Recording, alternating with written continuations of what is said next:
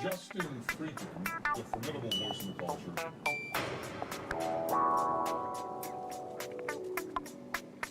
Hey Justin, are you trolling?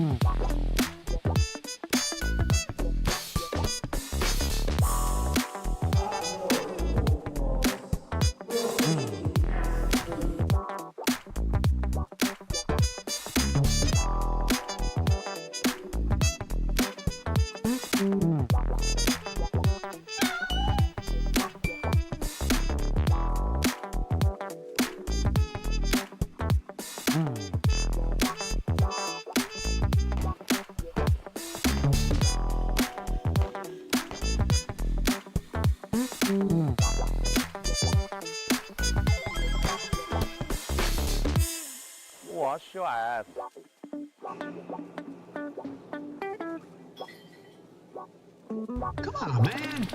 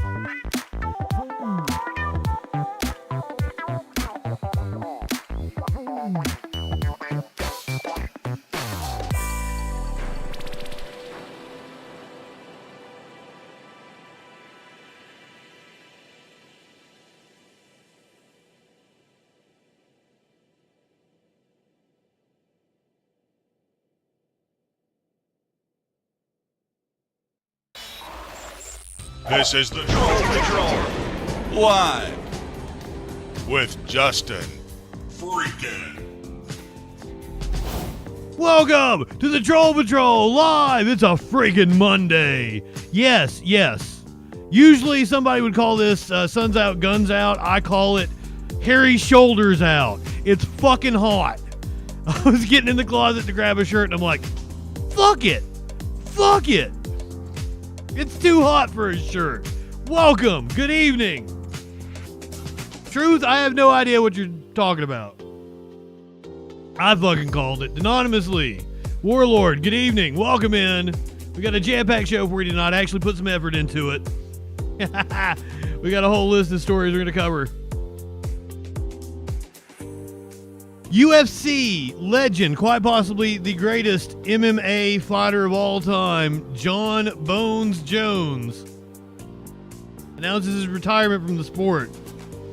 The next day, gets hit with new criminal charges.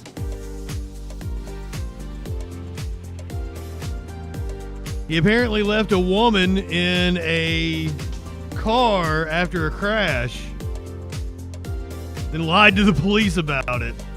Speaking of cars, I'm going to show you a car go airborne after a fucking road buckled in this goddamn heat out here.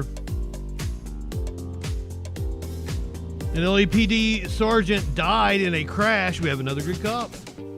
A former detective found dead under a mountain of trash in her home 7 months after she went missing.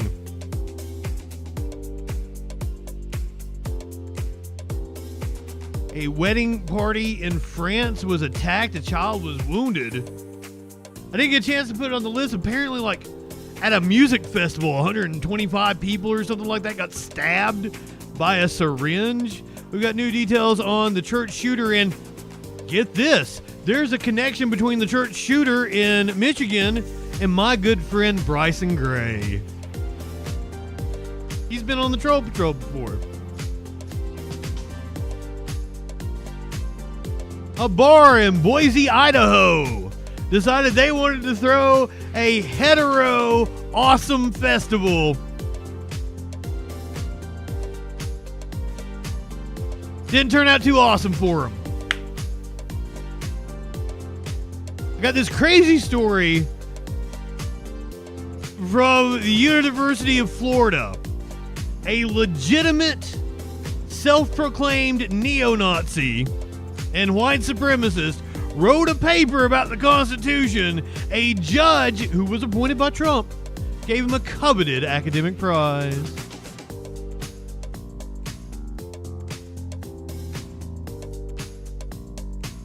Us over here in the LGBT community, we're the ones, we have fun parties.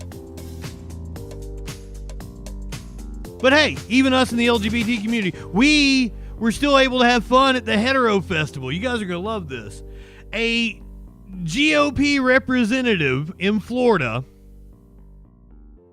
Kat Cammack, who we have played on this show many times, is blaming the left because she had an ectopic pregnancy and was denied an abortion. I hate to laugh. She almost lost her life.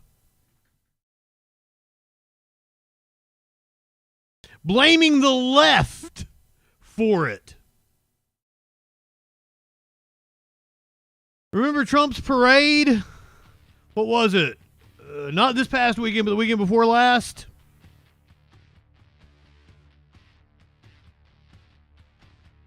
I should sleep late. Anonymously, I didn't sleep at all last night. I did not sleep at all last night. I maybe slept for 3 hours this morning. It's called Justin self-medicates with marijuana, and Justin doesn't have any marijuana. Am I on YouTube right now? Somebody on YouTube say hi. It doesn't say it's streaming, but it says 6 people are watching. Hi, YouTube. Awesome. Thank you, Holiday. Also, we're back on Facebook as of today. So we're back full power. Facebook, Rumble, Kick, blah, blah, blah, blah, blah. The Dumbfounded Dipshits podcast. Welcome in. How are you, friends? I tried to get them to come on the show. They turned me down. Tones, welcome in. Good evening, everyone. It is Live Music Monday, and we're going to dovetail from a story that I've got later on in the show. One of my least favorite artists of all time is a man by the name of Rod Stewart. Now, Rod Stewart apparently has said he is no longer friends with Donald Trump. So in honor of that tonight, we are going to watch Rod Stewart live, and Justin, who has always hated Rod Stewart, is going to give him an honest shot and see what he thinks. Am I going to become infatuated? Probably not. But we'll see. We'll see. Here is your meme of the day. Israel Defense Minister Katz.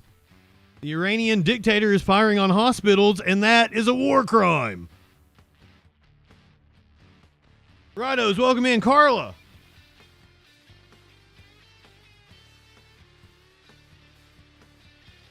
Would one of my fine mods please give Carla a shout out for us? Remember Trump's military parade that he held not this past weekend, but the weekend before? It was killer. No, literally. One of the vehicles participating in the parade afterwards snagged somebody, drugged them down the road. They are now dead. Donald Trump is calling for a special counsel to investigate the 2020 election. Meanwhile, a lawsuit can move forward in the challenge to the 2024 election. Mahmoud Khalil released from detention. We're going to hear from him tonight. Abrego Garcia ordered to be released. And boy, does this story have a twist. You're not going to believe what Trump's doing. We're going to see Pam Bondi testify in front of Congress earlier today at the appropriations hearing. And I'll keep you updated on all the developments. Apparently, we are now looking for a ceasefire in about 4 hours from now. But I'm old enough to remember the last ceasefire with Gaza and how that worked out. All that and a lot freaking more tonight on the Troll Patrol Live. Good evening. My apologies for last night. It was not weather. I think my computer overheated. I had been running it hard all day, and it's kind of hot in here. That's why I'm fucking sleeveless tonight. I think my computer overheated. So that's why I didn't come back on. I was like, I would have liked to have taken that phone call. It sucks that we just started a phone call. I didn't get to talk to him. Princess Kimberly, good evening. If you would like to talk, 917-830-4359. Oh, why didn't I think of that? Ugh.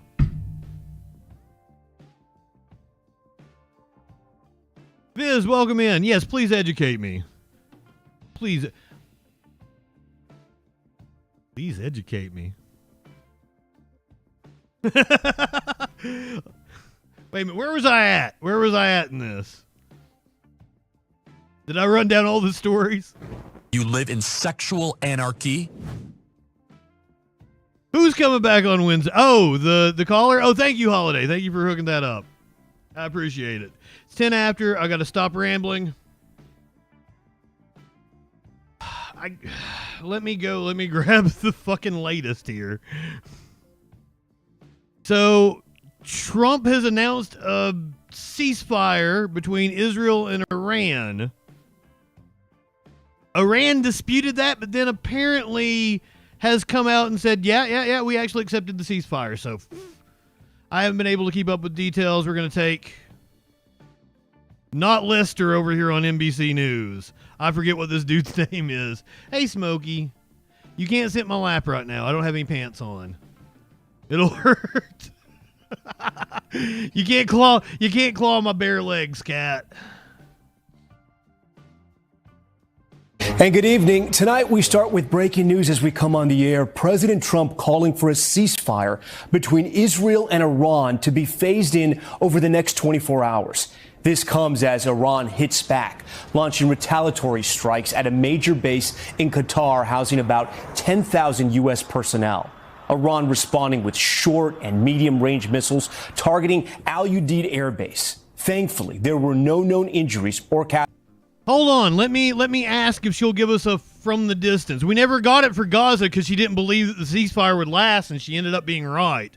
So maybe she will give us a from a distance for this. I'll try. I will ask. Casualties. The move, a response to the U.S. strikes on nuclear facilities. You can see here the impact from those B-2 bombers. U.S. bases in the region tonight on alert, closing airspace not just in Qatar, but in Bahrain and Iraq. Israel launching more strikes within Iran today, hitting airports and the notorious Evin prison in Tehran. Iran continuing their campaign against Israel. You can see here an explosion at a power station in Ashdod. President Trump weighing in, calling Iran's response, quote, very weak. We've got full team coverage starting in Tel Aviv with Richard Engel. And Richard, I want to get right to that breaking news. What more do we know about President Trump's call for a ceasefire? Well, Tom, it was less of a call and more of a unilateral announcement. That's what I thought. That Israel and Iran have completely agreed to a ceasefire, that it will begin over the course of the next several hours, and that within 24 hours it will be over, that it will mark the end of what he described as the 12-day war. We have heard nothing from Israel, no comment from Israeli officials, nor anything from Iranian officials, and it came just hours after Iran responded militarily with an... Okay, he's saying that we've not heard from Iranian officials, but I think we have now. Iran has come out and accepted attack on a U.S. base. Iran threatened to respond to the American strikes on its nuclear sites, and tonight it did, releasing this video firing missiles at Doha, Qatar, targeting a military base housing up to 10,000 American personnel. Air defense systems immediately lit up the sky over the... No, I am wrong. I am wrong. Iran, Israel have yet to agree to this. So this is all Trump just big dicking. Clinically, welcome in. Sprawling Al Udeid Air Base. Tonight, Qatar says it successfully thwarted the Iranian attack, which it strongly condemned.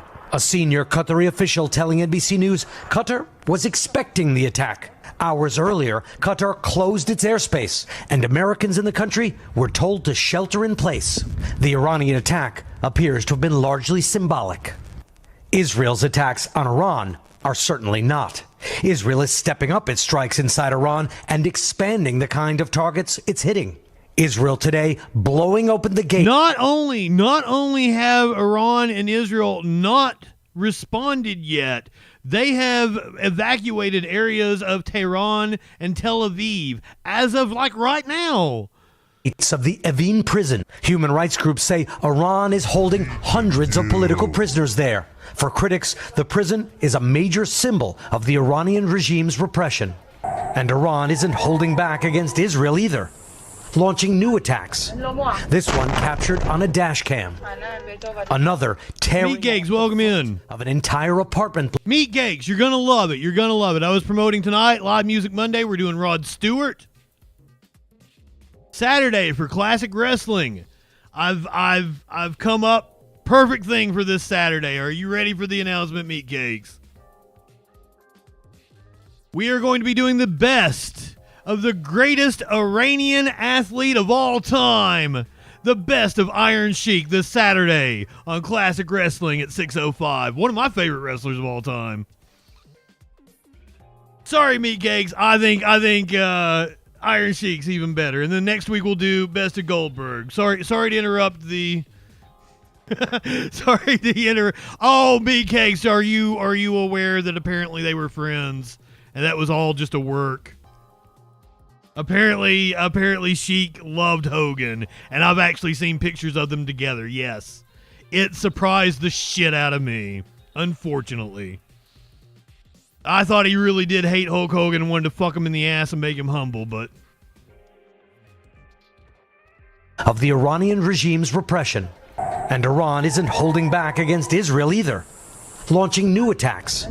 This one captured on a dash cam. Another tearing off the front of an entire apartment block in Tel Aviv, leaving just a skeleton. An Iranian ballistic missile fire. She has said, exactly like Gaza, she will not sing from a distance, but she will come on and sing Bombs Over Baghdad if you want. Fired in retaliation. She says it's not a real ceasefire. Strikes in Iran exploded right here. And she's probably right. Everything in the area, except for this lone safe room with that metal window and reinforced concrete walls. Remarkably, a family of 4 was crammed inside, and all of them survived. What is it like for you now to look at your apartment like this? What can I say? It's my life. Osnat Steinberger was trying to recover photographs and her paintings today from her... Osnat Steinberger? What? Gone. She told us she still supports what Israel and the U.S. are doing, saying better to fight Iran now while it's weak. We learned from 7 October that when somebody's threatening you for many years, believe him. But with so much destruction. Ma'am, you guys are the ones threatening Gaza. You guys are the ones threatening Iran. Israel is the aggressor. They have attacked 5 of their neighbors just this year alone. She says she hopes it's over now and that it's time for negotiations. Richard Engel, NBC News, Tel Aviv. All right, we want to get right back to that dramatic post from President Trump about a ceasefire between Israel and Iran tonight. Let's get straight to Gabe Gutierrez at the White House. Gabe, I understand you have some more reporting about this post and the ceasefire. Tom, the vice president just said that President Trump has been working the phones constantly. He spent much of the day in the Situation Room, and now this surprise announcement. The administration touting this as a major foreign policy victory. Just hours after Iran fired its missiles, tonight President Trump is calling it a very weak response, which we expected and have very effectively countered, adding no Americans were harmed and hardly any damage was done. Most importantly, they've gotten it all out of their system. I want to thank Iran for giving us early notice, which made it possible for no lives. Is this projection? Did we just need to do theatrics and get it out of our system? Is that what he's saying? To be lost. The president then writing, "Congratulations, world. It's time for peace." 6 weeks ago, President Trump had visited Iran's target, Al Udeid Air Base in Qatar, speaking to troops there. You're the finest we have. While tonight, NBC News is also learning the White House made a last-minute effort to avoid U.S. intervention in Iran by exploring back-channel talks with Iranian officials in Turkey, according to a senior administration official. President Trump offered to send Vice President Vance and Special Envoy Steve Witkoff to Istanbul last week and was even willing to go himself, the official said. But the plan never materialized because Iran's supreme leader could not be reached to authorize a meeting. Instead, using these B-2 bombers, the U.S. launched its airstrikes this weekend on 3 Iranian nuclear sites, including Isfahan. This new video shows the fireball in the distance. Libertad coming in with the General Breedlove. Massive damage at the site. That's a callback. Where American bunker buster bombs hit before exploding underground. NBC News is also learning alarming new details about the potential fallout. Iran sent a private message to President Trump days before the U.S. attack, warning if the president launched airstrikes, Iran could respond with terrorist attacks inside the U.S. by activating its sleeper cells here, according to 2 U.S. officials and a person with knowledge of the threat. The U.S. classifies the Iranian regime as a state sponsor of terrorism. The Department of Homeland Security is warning of potential cyber attacks and a heightened threat environment. There could be more potential for threats here at home, and so that's why we're... This is Homeland Security Secretary Kristi Noem, who absolutely can be my GOP mommy.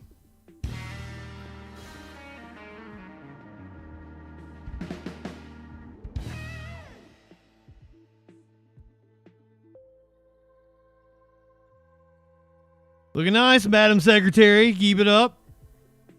We're at an elevated threat right now. Gabe Gutierrez, NBC News, the White House. And as the world tries to make sense of the president's post about a ceasefire, this just came hours after Iran's missile attack on that base in Qatar. NBC's Courtney Cuby is at the Pentagon with new reporting. Courtney, what have you learned? Yeah, Tom, defense officials say that the U.S. military actually shot down many of those missiles fired from Iran in conjunction with their Qatari partners. Now, tonight it's not clear if these missiles were the entire Iranian military response to U.S. strikes over the weekend against their nuclear program, or if there could be more acts of retaliation coming. Earlier today, officials warned about possible threats against other bases in the region, where the U.S. has at least 40,000 U.S. military personnel based on land and at sea. Defense officials say the U.S. is ready to respond if Iran continues to target the U.S. military. But tonight, we're also waiting for more information about this ceasefire that President Trump announced between Israel and Iran and how it could impact all these decisions. Tom? Courtney Cuby with that new reporting. Courtney, we thank you. We thank you. Shut up, List. Remember, stay updated on breaking news and top stories on the NBC News app or watch live on our YouTube channel. Shut up, llama? I'm really going to have to, think about this. I honestly did not expect them to take Lester off of the back card, so Shut up, llama, I guess? Tom Llama, that's his name? Let's go to Al Jazeera. U.S. President Donald Trump says Israel and Iran have agreed to a ceasefire to bring an end to what he calls a 12-day war. Trump's announcement comes after Iran fired a salvo of missiles at a U.S. military base in Qatar. Neither Israel nor Iran have confirmed the truce, and this was hours ago. This is updated just a few minutes ago on Al Jazeera. Trump announced his ceasefire, what, 3 hours ago, 4 hours ago? Iran says that more than 400 people, including 13 children, have been killed and at least 3,056 others wounded since Israel launched its attack on June 13th. In Israel, at least 24 people have been killed in Iranian strikes. Apparently, breaking just now, this is updated 3 minutes ago, sound of explosions heard across Tehran. Sound of several explosions have been heard across the Iranian capital, according to the country's Tasnim news agency, amid reports that the ceasefire deal between Iran and Israel was reached and will come into effect in the next few hours. Now remember, this is exactly what happened with the Gaza ceasefire. Israel just kept bombing them. Oregon Gal, good evening. Flash, I didn't tell you good evening. RB. Who else snuck in here on me? Tier 2. Libertad. Hope everyone is doing well tonight. In a post on X, Tasnim also reports that Iran activated air defense systems to repel the latest attacks carried out by Israeli aircraft. According to Hamshari News, loud explosions were heard in the west and center of Tehran, as well as in the western suburb of Karaj. Earlier, Iranian forces also shot down an Israeli drone as it flew over Tehran, according to media reports, still waiting for confirmation from Iran and Israel after Trump's ceasefire announcement. But as announced by Trump, and if it takes effect, as he said, it would indeed be a diplomatic coup and dramatic turnaround in just the last few days. Going from... Iran never wanted any of this. Going from Trump saying that he was open to regime change in Iran to now saying, God bless Iran. Then after this airstrike from Iran against the U.S. airbase in Doha, all this happening in just the last few hours and certainly giving Trump that much sought-after ceasefire as the deal-maker that he said he would be as president. He didn't get one so far in Gaza. He hasn't gotten one between Ukraine and Russia, and now he is announcing to the world, he says at least, that he is getting one between Iran and Israel. Meanwhile, Qatar says it has... Qatar, it is hard for me to say it. I've always thought it was Qatar. Apparently, us Westerners can't really get close to the pronunciation. It's kind of like a guttural sound. So the closest that we can get is saying Qatar, apparently. Qatar says it has the... Qatar reminds me of Captain Spaulding's brother in The Devil's Rejects. His name was Qatar. Al Jazeera's Dorsa Jabari says Qatar, God damn it, cauterized a fucking wound over here. Qatar was the obvious choice for Iranian retaliation against the U.S. because it hosts the largest U.S. military base in the Middle East, while also acting as a trusted intermediary for Tehran. The Qataris have condemned this action, and they say this is an attack on their sovereignty, and it is within their right to respond accordingly. They also called for an urgency to de-escalate the situation. They urged the parties involved, specifically Israel, to refrain from continuing their attacks. This was a coordinated attack meant to deliver a message. And I think the Qataris, who have had very close diplomatic relationship with Iran, were the obvious choice for the Iranians. They trust the Qataris. Oh my God, come to think about it, Tones, I don't think I've pissed all day. And boy, I would give anything in the world to piss in Dan Crenshaw's open eye hole. Give me that eye, pussy. Sorry. And this was seen as an effort to really minimize the damage and impact of this attack. And of course, we have to remember this Al Udeid airspace is the largest airbase for the U.S. military in the Middle East. So again, the Iranians using every opportunity to deliver a message of defiance and strength and clearly relying on friends and allies in the region to do that, and Qatar, of course, being one of the main allies of Iran. I've got tit sweat going on over here. Tit sweat. What's better, tit sweat or a titty slap? A titty slap! Come on now.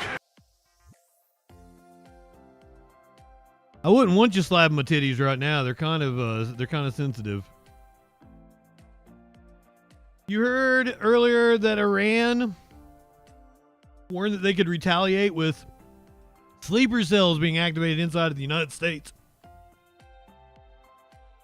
Pam Bondi, Attorney General of this here country, was asked how many Iranian sleeper cells are currently in the U.S. Thank you. Mr. Gonzalez. Thank you, Chairman, and thank you, Attorney General, for being here today. You know, when the DOJ submitted their budget, the United States was a nation at peace, and now we're a nation at war. So my questions are going to be focused on national security. How many... I love all the right wingers like, we're not at war.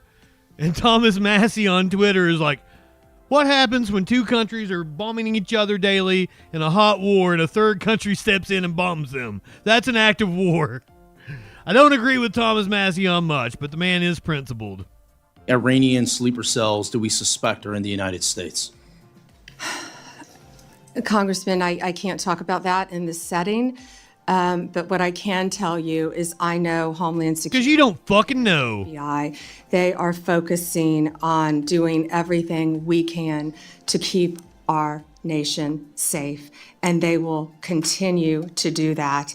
It's a frightening time in which we live right now, but President Trump is committed to keeping all Americans safe, and we look forward to working with you on that. Great, thank you. How many active cases of threats to the homeland does DOJ currently have open as of today? Countless. I can't talk about those in this setting either. Obviously, anything pending regarding national security issues, but there is not a day that goes by that we don't discuss the issues that you just brought up with me at the Department of Justice, but I also know that our counterparts at DOD, HSI, the State Department... You can come toke at my house, Flash. ...are working together to make America safe and, in turn, keep our world safe. This is very much on my mind. I spent 20 years in the military. I spent 5 years in Iraq and Afghanistan. These aren't dots on a board. And, not only American lives abroad, what we saw today, are at risk, but it's also American lives here at home. And I don't want us looking back and going, what if? I want us to, as much as we can, get ahead of it, to give you the resources, the instruments that you need to go out and make sure that we're preventing things from happening, not waiting until after the fact. There was a report, of over 1,500 Iranian nationals that have entered the country illegally over the last several years. Do we know out of those over 1,500 how many of those have been convicted of a crime? Yeah, I don't have the number of the conviction, but it's well over 1,000 have entered. Yes, I don't know if it's quite up to 1,500, but yes, it's well over 1,000 have entered our country. And I can tell you we are on high alert, and everyone is looking at that very closely. Just some things just don't line up as far as us. I see the world is on fire now more than ever before, right? Once again, when this is fine. We're a nation at peace, and now things have changed. I look at this, I see law enforcement and national security has a reduction of $645 million, over 1,500. Literally, we're on fire right now. We're under what's called a heat dome in the United States. Temperature just now starting to drop for me. It's gone under 90. For the first time since early this morning. Holy shit. And the dew point's like over 70% in much of the country, which means it feels like it's 100, 105, 110. We'll get to that, though. We'll get to that.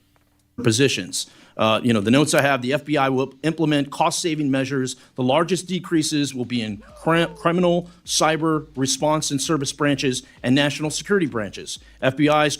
Globus, welcome in. Welcome in, Raiders. Globus, my friend, did we ever nail down a time? Can I promote when we're doing this panel I got invited on? We're setting up another AI panel. Globus, Redolent Thought, producer Dave, and I. Alien, welcome in. Pharaoh, how are you? Welcome, Raiders. We've not nailed it down, but that's coming up probably in the next couple weeks, right, Globus? We'll let you know. We'll start promoting it on all our streams. Had a blast last time. I don't think I added anything to the conversation, but it was fun. I always like hanging out with Globus, producer Dave, Redolent Thought. You guys are awesome. If you're wondering why I am sitting here in a wife beater, it's because it's fucking hot. And I'm sweating my balls off. My air conditioner over there having a hard time keeping up. Samson, welcome in. That is indeed some hippie shit. You don't know who I am? I'm Justin Freakin. We cover the news Sunday through Thursday at 8 p.m. Eastern. Find out what that news be doing. Euclidean plane. Justin TV. Honestly, people asked me how I wasn't on Twitch earlier when it literally used to be called Justin TV. So to catch everybody up, if you have not been paying attention to the news, Trump has announced that Israel and Iran have agreed to a ceasefire and that it will take effect in a couple of hours. Here's the thing. Iran and Israel have said nothing about that. They have not confirmed it as of like 10 minutes ago. We just checked the Al Jazeera story. And not only that, within the last 15, 20 minutes, bombs have been going off in the city of Tehran. Tel Aviv, parts of Tel Aviv have been evacuated. So we'll believe it when we see it. Stellar, welcome in. Are you a stellar wingman? Because producer Dave, not a stellar wingman. I have a video on that. DJ Dub, welcome in. Yep, classic Israel. Now we're going. Pam Bondi was in front of the House Appropriations Committee earlier today. She was asked about sleeper cells in the United States because that was one of the things that Iran had said that they would respond back to the bombing from over the weekend with sleeper cell terror attacks inside the U.S. I'll discuss the issues that you just brought up with me at the Department of Justice, but I also know that our counterparts at DOD, HSI, the State Department, and all of our agencies are working together to make America safe and, in turn, keep our world safe. This is very much on my mind. I spent 20 years in the military. I spent 5 years in Iraq and Afghanistan. These aren't dots on a board. And, not only American lives abroad, what we saw today, are at risk, but it's also American lives here at home. And I don't want us looking back and going, what if? I want us to, as much as we can, get ahead of it, to give you the resources, the instruments that you need to go out and make sure that we're preventing things from happening, not waiting until after the fact. There was a report, of over 1,500 Iranian nationals that have entered the country illegally over the last several years. Do we know out of those over 1,500 how many of those have been convicted of a crime? Yeah, I don't have the number of the conviction, but it's well over 1,000 have entered. Yes, I don't know if it's quite up to 1,500, but yes, it's well over 1,000 have entered our country. And I can tell you we are on high alert, and everyone is looking at that very closely. Just some things just don't line up as far as us. I see the world is on fire now more than ever before, right? Once again, when this budget was submitted, we were a nation at peace, and now things have changed. Very good question, Flash. Law enforcement and national security has a reduction of $645 million, over 1,500 positions. The notes I have, the FBI will implement cost-saving measures. The largest decreases will be in criminal, cyber, response and service branches, and national security. No, DJ Dub. Let me update the latest information. Trump is apparently talking completely out of his ass. Al Jazeera's Towhead, speaking from Tehran, said that Trump's announcement possibly paves the way for a ceasefire, but the reality on the ground is very different, with sounds of explosions heard over the Iranian capital's air defense systems battle Israeli attacks. We haven't received any official reaction from Tehran regarding the latest statement that came out from U.S. President Donald Trump. adding that the previous statements by Iran's senior leaders signaled that an imposed peace would not be accepted. We've had another update since we've been sitting here, so let's... Drone targets Iraq's Taji military base, no casualties. An unidentified drone attack targeted a site of Iraq's Taji military base north of Baghdad. The Iraqi state news agency reported, citing a military officials, there were no casualties. Drop site investigative news outlet earlier posted video clips showing the purported explosion at the Taji military base.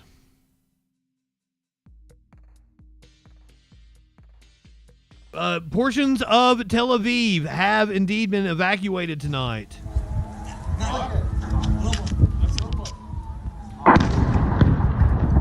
So this is Iraq.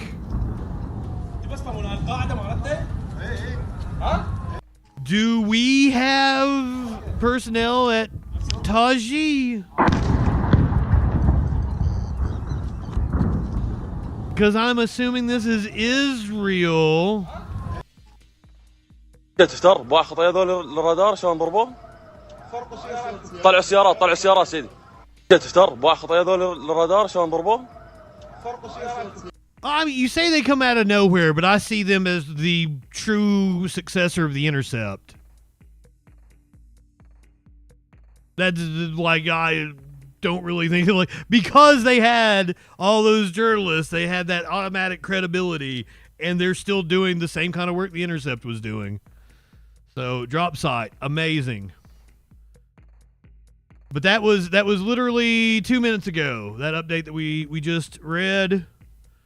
So, attack on Iraq. Do you guys have any indication on who that might be? That wouldn't be Israel, right? That would be Iran. I'm assuming it would be on a U.S. base in Iraq. But you fucking never know. It is and it isn't, though, right, Flash? Yes, just had an attack on Iraq. We don't know who it was. It was an unknown drone attack. Holy shit. Iran intercepts Israeli drone over Tehran. Moments before those blasts, Iranian news agencies reported that the country's Air Force also shit down. Love it.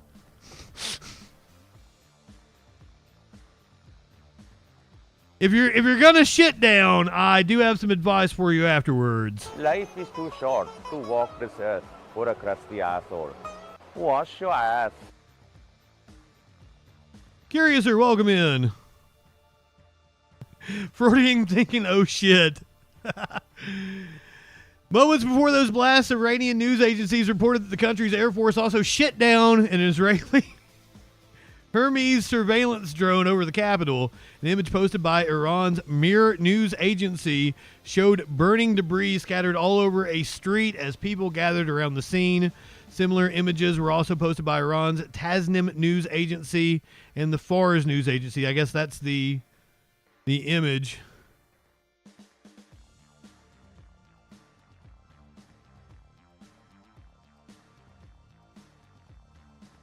Everything's... I'm just going to keep Al Jazeera up from now on. God damn.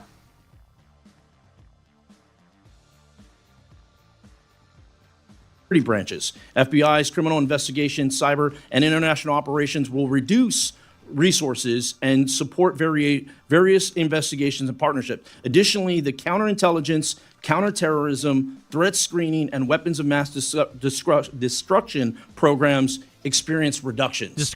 I mention those things because those, in my eyes, those are the programs that we need more resources to, more manpower to. And not everything's about money. I mean, you alluded to this. A lot of times it's about being more efficient with the things that you're doing. I'd love to hear your thoughts on some of the way we're looking to get ahead of any problem sets. Thank you, and we can do more with less. Of course, you can always do more with more, but we're doing more with less. It'd be in the Kurdish region. We're refocusing, and the budget request supports $7.5 billion for national security.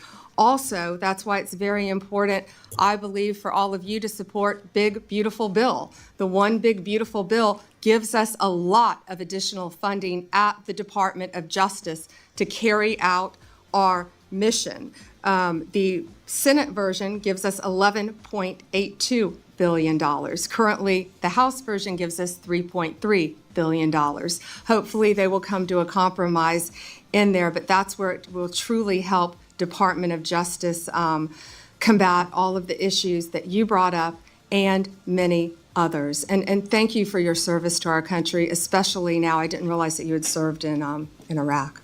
Thank you. Yeah, no, of course. And thank you for saying that. I mean, resources matter. And the Big Beautiful Bill, we look forward to getting that to the president's desk as soon as possible. Once again, to give you the resources and the tools you need to get ahead of these problems that we see so clearly coming through. I represent nearly half of the southern border. The border is on my mind quite a bit. One of the questions I have, I focus a lot on convicted criminal illegals. Half of the southern border? Illegal aliens have been convicted of.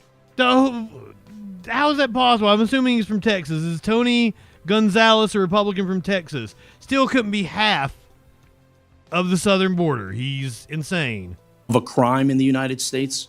Yeah, I can get you those specific numbers. I don't know, but many. I can tell you our prosecutors are indicting and charging illegal aliens constantly, violent crimes, rapes, thefts, many crimes throughout this country. And yes, our borders were wide open. No, they weren't. Congressman, back in September, I went to our border at Yuma, Arizona, not in Texas, but in Yuma. And at our border, what I saw firsthand, we saw IDs just dropped from every country you can imagine. El Salvador, Venezuela, China. Every country you can imagine. And China. Of course, I didn't see Iranian driver's license, but they are coming into our country. Yes, we know that's documented, but just walking into our country.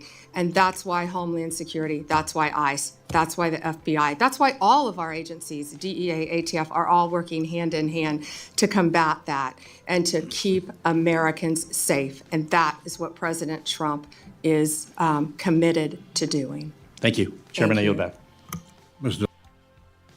She mentioned the ATF. She was asked about ATF funding by Representative DeLuro, and it apparently got spicy.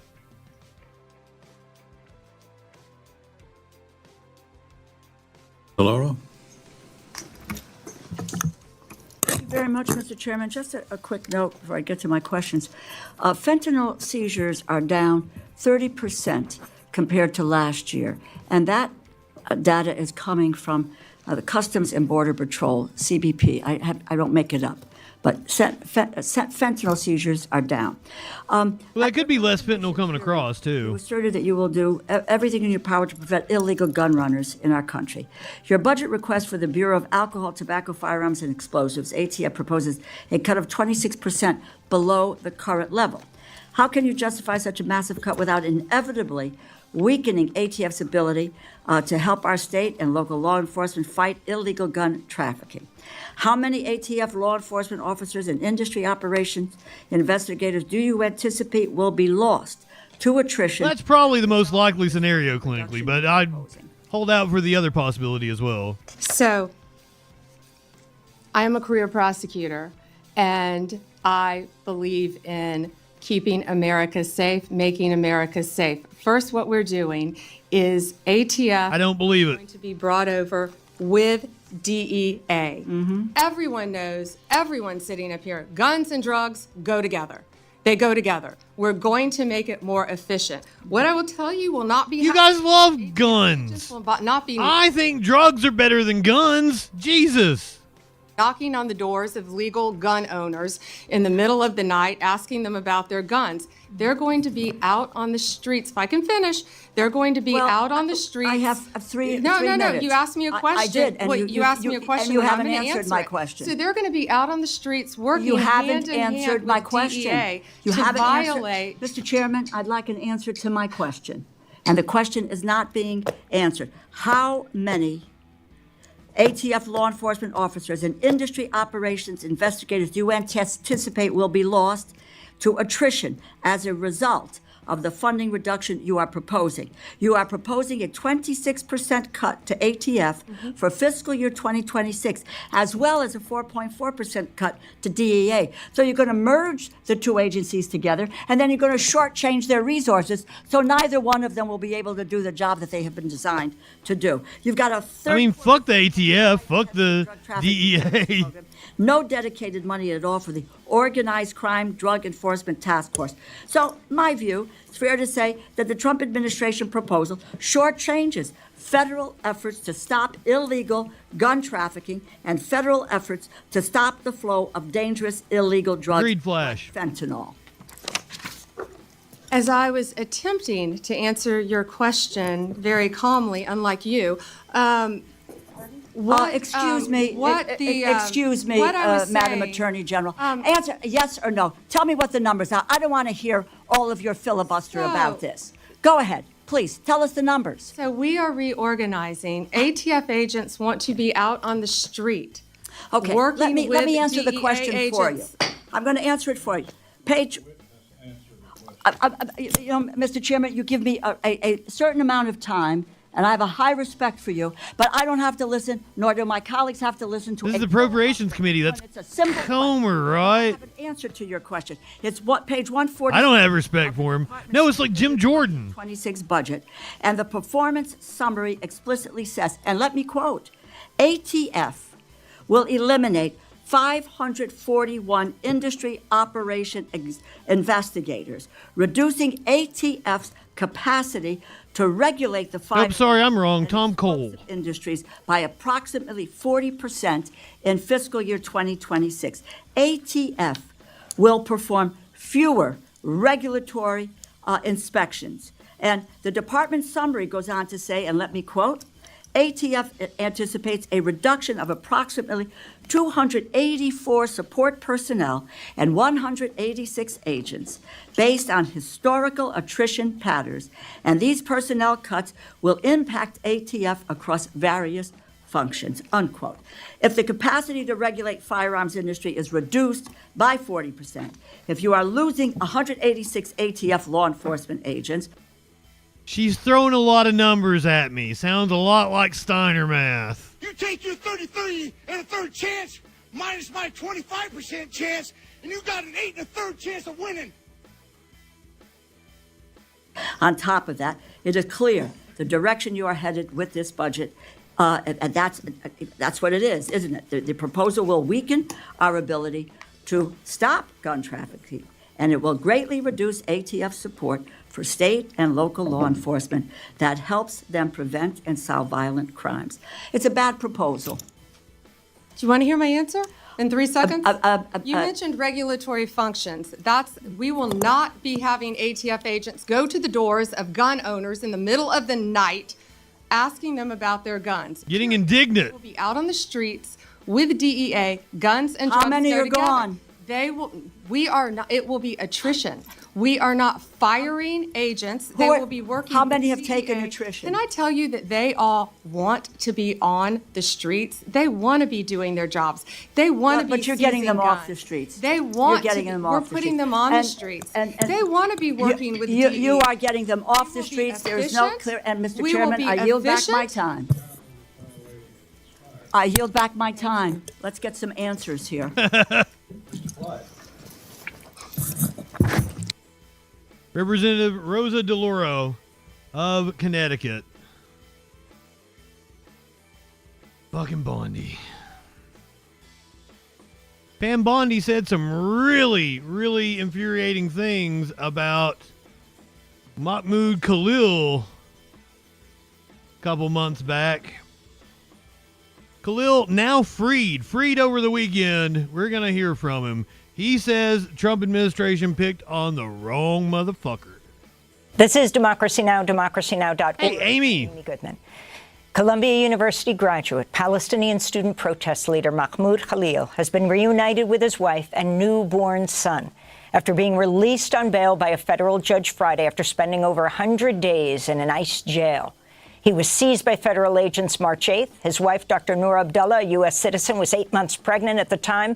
Mahmoud spoke briefly Saturday after flying from Louisiana to Newark Airport, joined by Democratic Congressmember Alexandria Ocasio-Cortez. Democracy Now! Was at Newark Airport. We're at Newark Airport and we're waiting for Mahmoud Khalil to come out. He has just landed. His plane was diverted to Philadelphia, then took off again, is at Newark. Right now he's playing with his baby Dean. He's reunited with his family and he's about to walk into the press scrum. And there are a number of people here who are here to greet him, playing drums. They have flowers for him. He's coming out.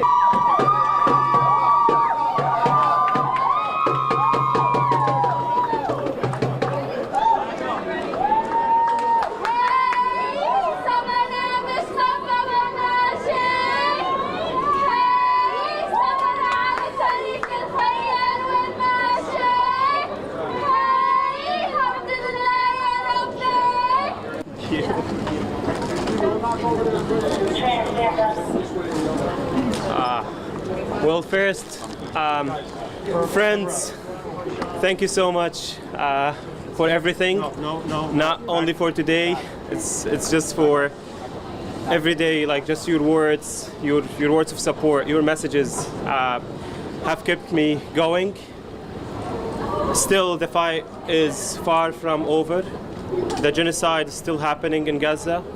Israel is still waging a full war against Palestinians across Palestine. The US government is funding this genocide, and Columbia University is investing in this genocide. This is what I was protesting. This is what I will continue to protest with every one of you. Not only if they threaten me with detention, even if they would kill me, I would still speak up for Palestine. Again, I just want to go back and just continue the work that I was already doing, advocating for Palestinian rights. He's already back at it. That should actually be celebrated rather than punished, as this administration wants to do. Already led a protest as he's been let out. Questions? Mahmoud, what would you say to the Trump administration because they wanted to keep you detained? What is your message for President Trump? Just the fact that I am here, it's a message. The fact that all these attempts to suppress pro-Palestine voices have failed now. So this is the message. My existence is a message. The Palestinian existence is a message to this administration. Mahmoud, how does it feel to be free? How does it feel to be free? To be honest, I'm I'm still trying to just comprehend that. Of course, it feels great. When I was on the inside, I was free. It's just I was locked up. The fact that they put me in that place, that didn't mean that I was not free. I continued to advocate for Palestinians, for the immigrants who are left behind in that facility.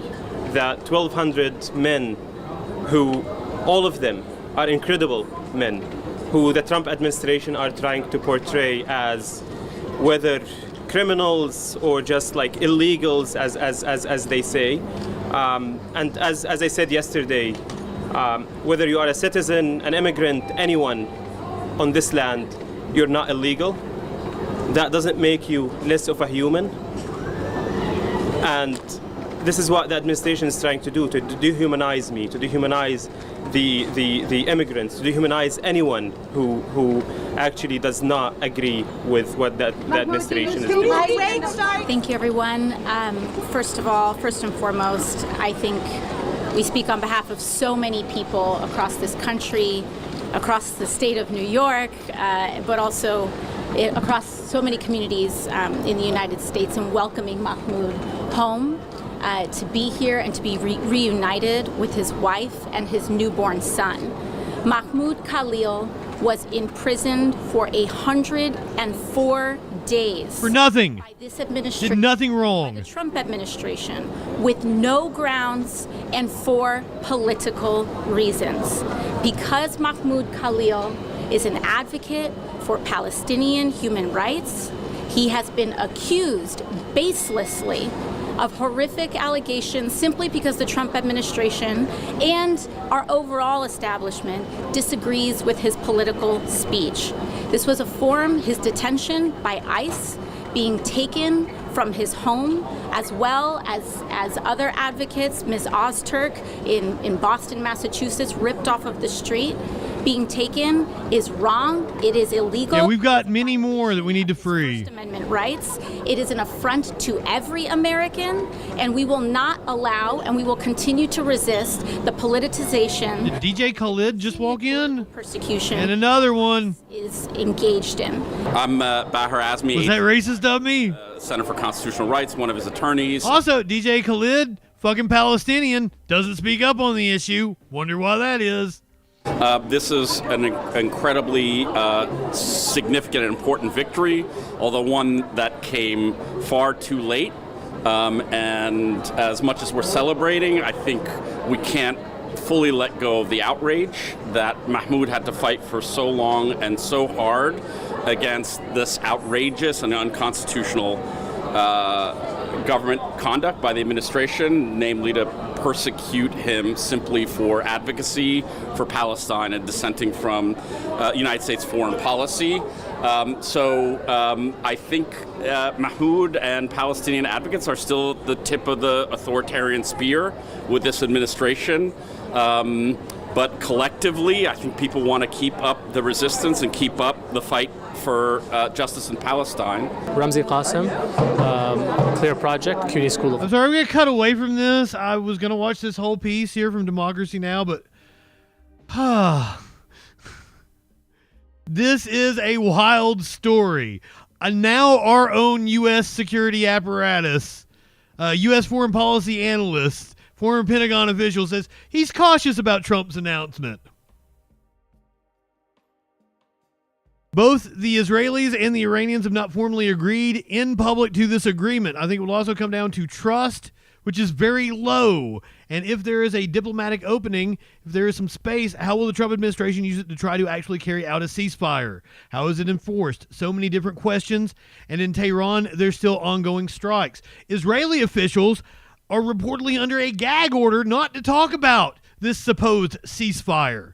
Israeli media are reporting that there's a gag order in place from Prime Minister Netanyahu and all of his ministers and other government officials to not speak about a ceasefire.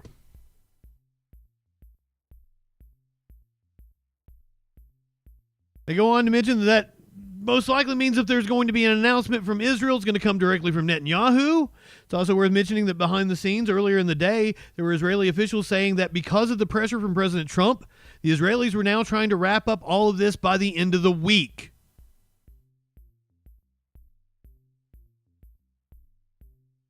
Holy shit. And two more updates since I took that. That was like 3 minutes ago. Iran says no agreement. So we are now getting our first statement from one of the parties to this. Iran says no agreement. Iran's Foreign Minister Abbas Araghchi says there is no agreement on any ceasefire or cessation of military operations as of now. However, provided that the Israeli regime stops its illegal aggression against the Iranian people no later than 4 a.m. Tehran time, we have no intention to continue our response afterwards. Final decision on cessation of our military operations will be made later. Republicans rally around Trump after ceasefire announcement. They're already claiming he deserves a Nobel Prize. In a brief post on X, Speaker Mike Johnson wrote, peace through strength. Johnson has been feuding with some members of his party who criticized Trump's decision to strike Iran's nuclear sites. Republican Congresswoman Marjorie Taylor Greene, one of the most outspoken voices opposed to U.S. intervention in the Iran-Israel war, also welcomed the announced ceasefire. Thank you, President Trump, for pursuing peace. Green earlier criticized Trump's decision to bomb Iran, saying it felt like a complete bait and switch to please the neocons, warmongers, military-industrial complex contracts, and neocon TV personalities that MAGA hates and who were never Trumpers. So I've been arguing with a right-winger in a group about neocon, Israeli-backed neocons and their support of Trump, to which, his response was like, all the Israeli neocons were against Trump. And I'm like, bull fucking shit. He was financed by Miriam Adelson. There's you a Israel-funded neocon or an Israel-obsessed neocon. He filled his cabinet with them. John Bolton was in his cabinet the first time. Oh, fuck, there's been another update.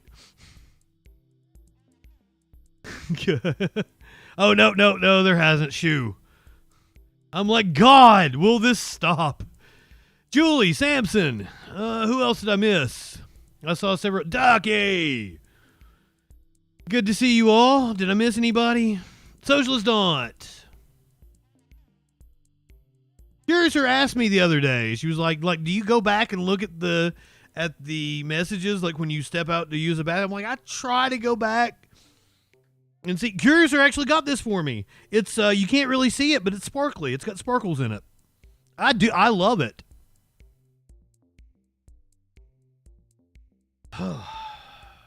Okay, we were doing Mahmoud Khalil is freed. He already led a protest after being freed. We've still got many more comrades that are being held in jail illegally in a lot of cases. Let's cover one being held in Tennessee right now. This is the story of Abrego Garcia. The government on Sunday appealed a federal judge's order to the release of Kilmar Abrego Garcia, pending trial on human smuggling charges, another chapter in the saga of the Maryland father who had been erroneously deported to El Salvador. The Trump administration admitted having mistakenly deported Abrego Garcia in March, and the Supreme Court ordered it to facilitate his return. Upon his return this month, though, Abrego Garcia was hit with federal charges of conspiracy to unlawfully transport illegal immigrants for financial gain and unlawful transportation of illegal immigrants for monetary gain. He pleaded not guilty. Abrego, like every person arrested on federal charges, is entitled to a full and fair determination of whether he must remain in federal custody pending trial.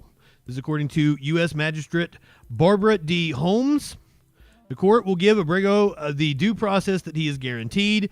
The government quickly filed a request to stay the order and keep Abrego Garcia in custody, a filing that made it clear it would again subject him to deportation proceedings. The government argued that a stay or pause would allow the court to conduct a meaningful review of custody ahead of the judge's ruling on a separate court filing. He will remain in custody pending deportation of Judge Holmes's release order. That's worded clunkily. He will remain in custody pending deportation, and Judge Holmes's release order would not immediately release him to the community under any circumstance, Justice Department lawyers said in a request for a stay on Sunday.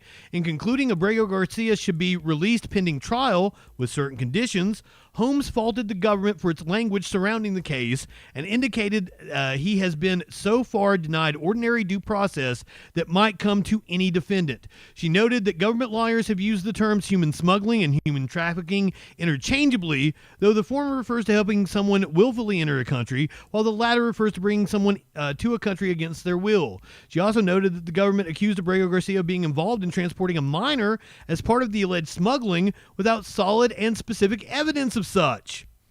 Holmes set a hearing for Wednesday to discuss terms of Abrego Garcia's release and ordered federal authorities to produce him for the event. She held out little hope that Abrego Garcia would actually be free, however, noting that immigration authorities were likely to detain him upon release because he is alleged to be in the United States without permission.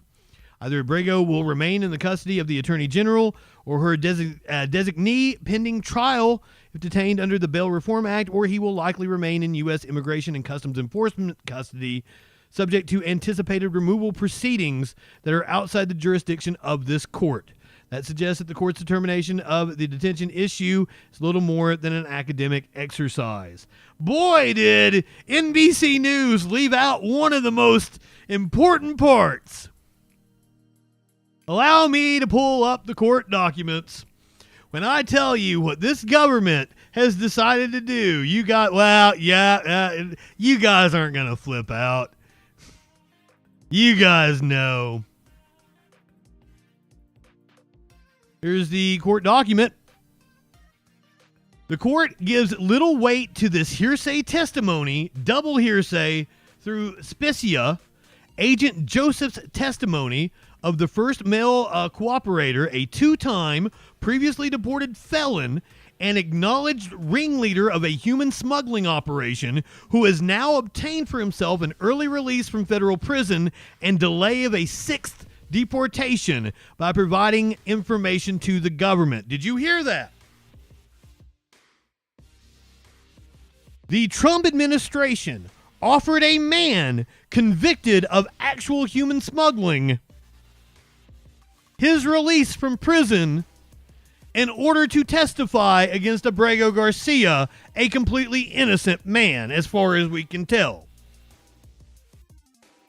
Nor do the hearsay statements of the second male cooperator on this issue fare any better, as his requested release from jail and delay of another deportation depends on providing information the government finds useful.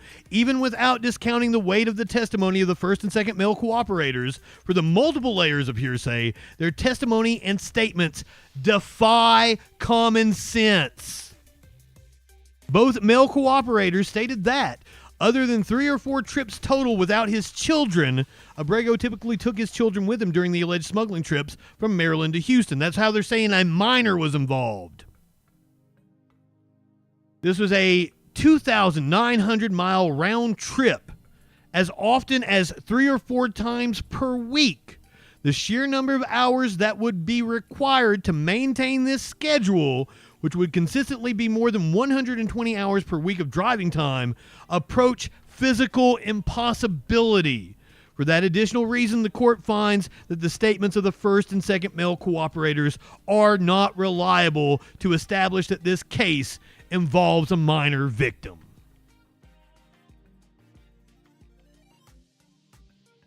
The Trump administration has made a deal with an actual human smuggler to release him from prison and not deport him, just to cover up that they fucked up and deported an innocent man. Congrats, right-wingers.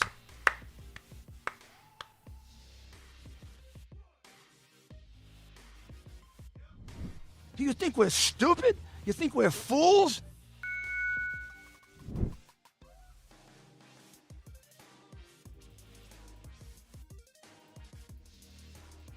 Latest update. The timing of Trump's ceasefire announcement tells of U.S. concern over forever war. Traditionally, we would be hearing about these developments from official channels, but Donald Trump has really bucked all tradition, and it is very much his style to be making this announcement on his own social media platform. There's also telling of the timing of this. By the way, you can follow me on Truth Social, Justin FREAKIN. There's also telling of the timing of this announcement and why he is making it in this fashion. It is 7 p.m. here in Washington, D.C. It is not the middle of the night, as it is in the Middle East. So American people are paying attention. Ever since the U.S. military strikes on the Iranian nuclear sites, people really have been paying attention for the first time. This has really crossed into the majority of Americans' minds, and there was a lot of trepidation. People were questioning whether this had been the right move, because the greatest fear had been that the U.S. would enter yet another so-called forever war, which nobody wanted, and which Trump said he would not do. Apparently, we've had another attack on an Iraq military base. The Balad military base in Iraq has come under attack, according to reports from Kurdistan 24 news channel, citing its correspondent in Baghdad. There were no immediate reports on casualties or damage from the attack on the base located in Iraq's Salahuddin province. about 100 kilomiles north of Iraq's capital of Baghdad. Iran's Tasnim news agency earlier reported that 2 explosions were heard inside the base, which previously served as the second largest U.S. base in Iraq.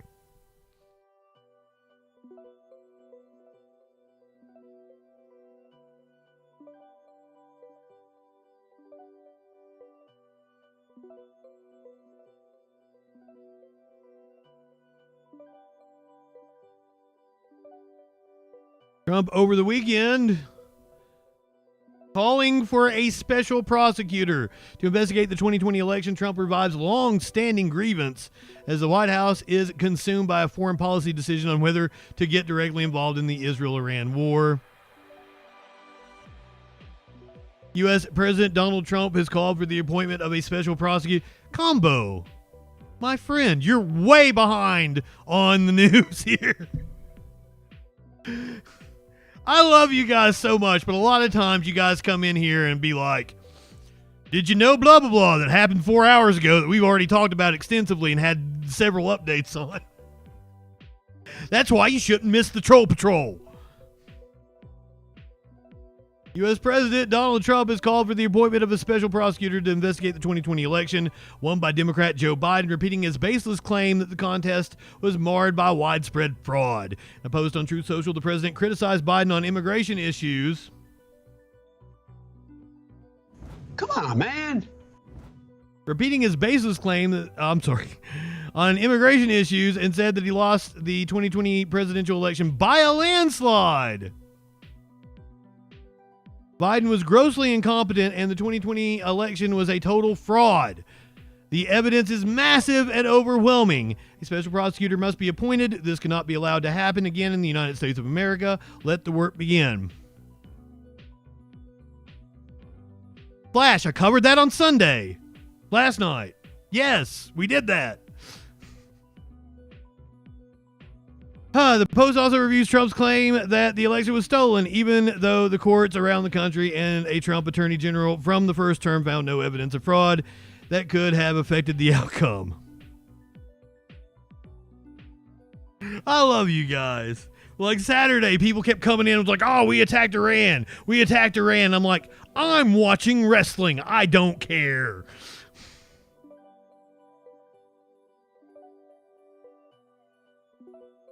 But just for the record, you do not have to come in and inform me of anything. I assure you I know.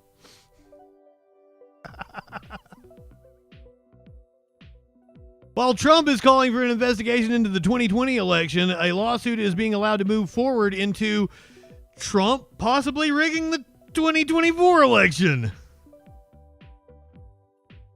Yes, you interrupted me enjoying wrestling. You, of all people, should fucking love wrestling. Here you are, you're out here like watching Anna and Chank and all their drama. They're just doing the whole WWE thing for YouTube audiences. Fucking come watch the actual WWE and the athletes. We have a lot of fun. This Saturday, we're going to be doing the best of the Iron Sheik. Iran's greatest athlete, the Iron Sheik, Sheiky Baby, one of my favorite wrestlers of all time. The best of the Iron Sheik this Saturday, Classic Wrestling at 6:05.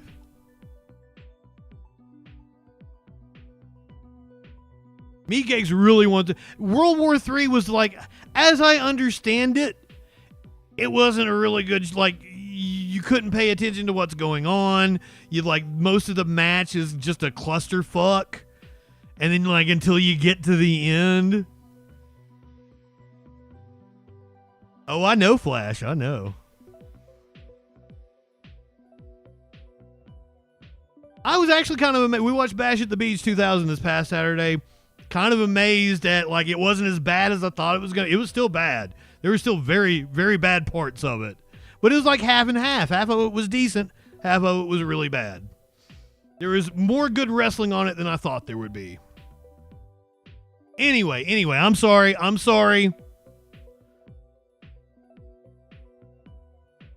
Open at the levels of open Islamophobia. No, Flash. No. The Iron Sheik is literally an Iranian hero. He is Iran's greatest athlete of all time.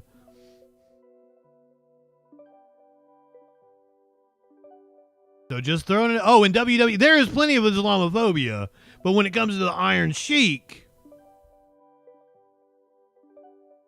I mean, I bet he played into racist tropes and shit. Of course he did, because he was a bad guy in the 70s and 80s. God damn it, Smokey! I told you can't sit here. I don't have pants on.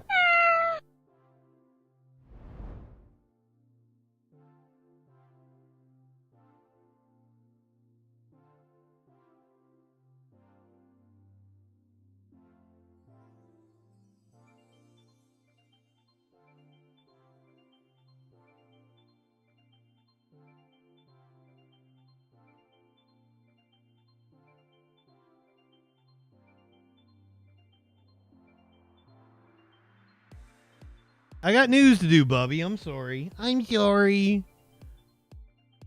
War Machine, it is too hot for pants. I might go over and stick my ass back in the air conditioner like I did last night. I took a picture of that and sent it to Sparkles. I was like, I stuck my ass in the air conditioner. Seriously, I'm stuck to the chair right now. He is not neglected at all. A hose for what? I am hoping that my air conditioner is able to survive this. Oh, like a hose to pull the air conditioner over here? Honestly, I could probably turn it more towards me.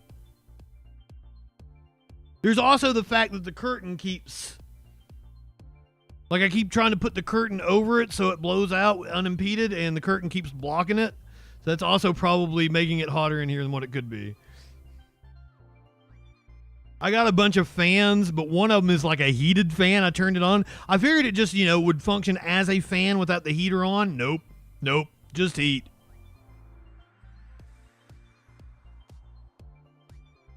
Viz, I'm distracted as enough as it is. I'm trying to get to the news. I will look at cat pictures later, I promise you. Also, you should join our Discord, and we have a whole thread. You can throw cat pictures on there.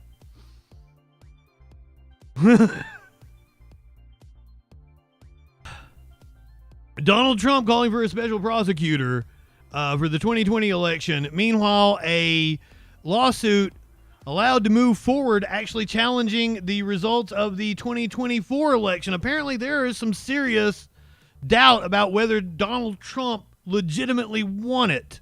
Lawsuit challenging uncounted votes reveals block voting statistics favoring Donald Trump. This is the legal beat. This is local. This is local to Rockingham County, which is where the litigation is happening. Litigation in not Rockingham County, Rockland County Supreme Court is not going to invalidate or overturn the 2024 Senate or presidential election. It's not going to force a special election. It's not going to result in a court-appointed election monitor. At best, and only because the County Board of Elections did not seek an outright dismissal of the complaint, the court may order a recount of voting for the Senate and presidential elections in Rockland County. Much hype in the media, both locally and internationally, has surrounded this litigation, but it will not change the outcome of the election. At best, it will either uncover irregularities at the Rockland County Board of Elections or show that the so-called anomaly can be explained by the makeup of a block vote. The court on its own on March 3rd dismissed the claims to invalidate the 2024 election results, to hold a new special election, and to appoint a monitor. Last week, presiding Justice Rachel Tengueri ordered that discovery move forward based on part of the Board of Elections' answer to the complaint, acknowledging that some discovery may result in an amendment to its answer. The petition, filed back in December of 2024, was by 3 individuals, one of whom ran for the Senate on the LaRouche party line. The other two were Rockland County Voters and Smart Legislation, which bills itself as a government organization advocating for the rights of all U.S. voters. It sought a recount of votes and asked the court to invalidate the 2024 Senate presidential election in Rockland County, schedule a new Senate and presidential special election, and assign a court-appointed election monitor. I have like a cat hair that's gotten in my sweat.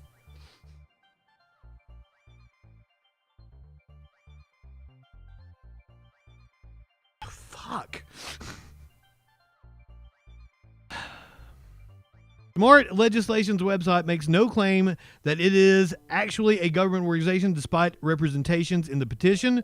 The affidavit of Lulu Frisdat, co-founder of Smart Legislation, describes herself as an election journalist and that Smart Legislation is an unincorporated action partner of Smart Elections. No expert affidavit by a statistician was offered to support election fraud.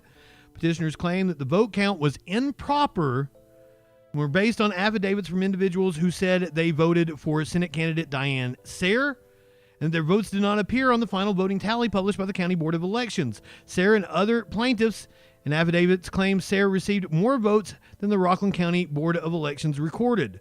The claims were also based on what petitioners described as statistical anomalies regarding votes cast in the 2024 election, specifically that the votes for president and Senate were not aligned. In other words, they were split ticket inconsistencies in the voting because vote tallies for Democrat Kirsten Gillibrand did not align with the votes tallied for Kamala Harris. Plaintiffs claim the lack of consistency, voters voting for a Democrat or for Senate and a Republican for president, supported an issue of irregularity.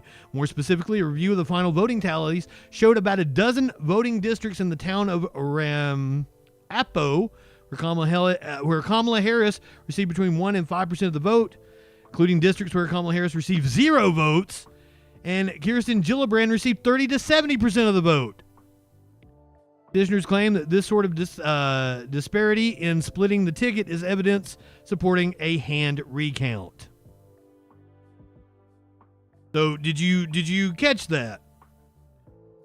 Harris received between 1 to 5% of the vote. Gillibrand received 30 to 70% of the vote.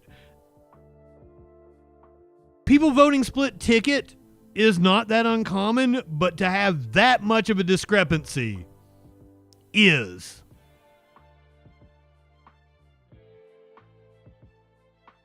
And we heard all the weird things that Elon said during the election. Made it really seem like he was pulling some bullshit. But hey,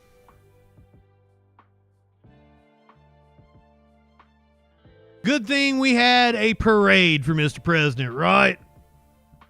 You guys, you watched it live with me here on stream. It was a killer parade. White House silent on deadly tragedy rocking Trump's military parade. The White House was mum last week about the tragic death of a Washington, D.C. woman who was hit by a truck carrying an M1 Abrams tank that took part in the Army parade President Trump attended last Saturday. The truck was part of a convoy transporting military vehicles back to Fort Hood. The woman, identified as Sierra Nicole Smith, 39, died at the intersection of New York Avenue and Bladensburg Road, the city's northeast quadrant en route to Jessup, Maryland. Police who conducted a preliminary investigation said Smith ran into the road and stumbled in front of a truck carrying a 70-ton tank. According to the Metropolitan Police Department, she was dragged for several blocks, then got hit by a 2007 Chevy Suburban that was driving behind the truck in the convoy. The drivers were private contractors and not members of the military. No one has been charged with a crime. One local official called it just a tragedy. These tanks did not need to be on local streets, and consequently, they didn't need to be hauled away in a big convoy, D.C.'s shadow senator Paul Strauss told the Daily Mail. In some ways, it was a very random accident that could have occurred with another vehicle, but it really begs the question, why was this necessary to have all this equipment here? We don't know if enough precautions were taken.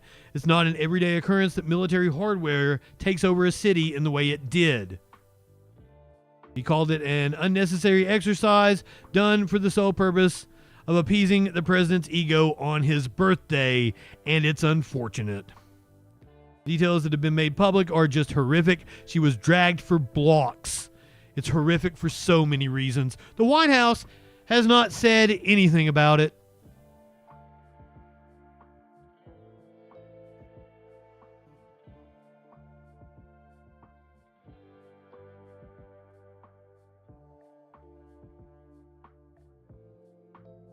In today's edition of What the Fuck is Wrong with Florida? We had been doing What the Fuck is Wrong with Fort Worth. Back to being What the Fuck is Wrong with Florida.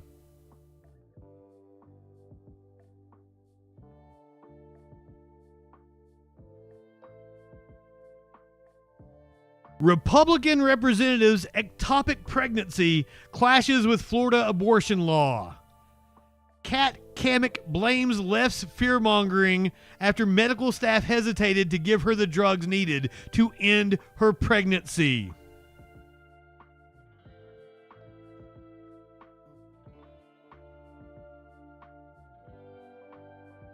Florida Republican Congresswoman is blaming fear-mongering on the left for the reluctance of hospital staff to give her the drugs she needed to end an ectopic pregnancy that threatened her life.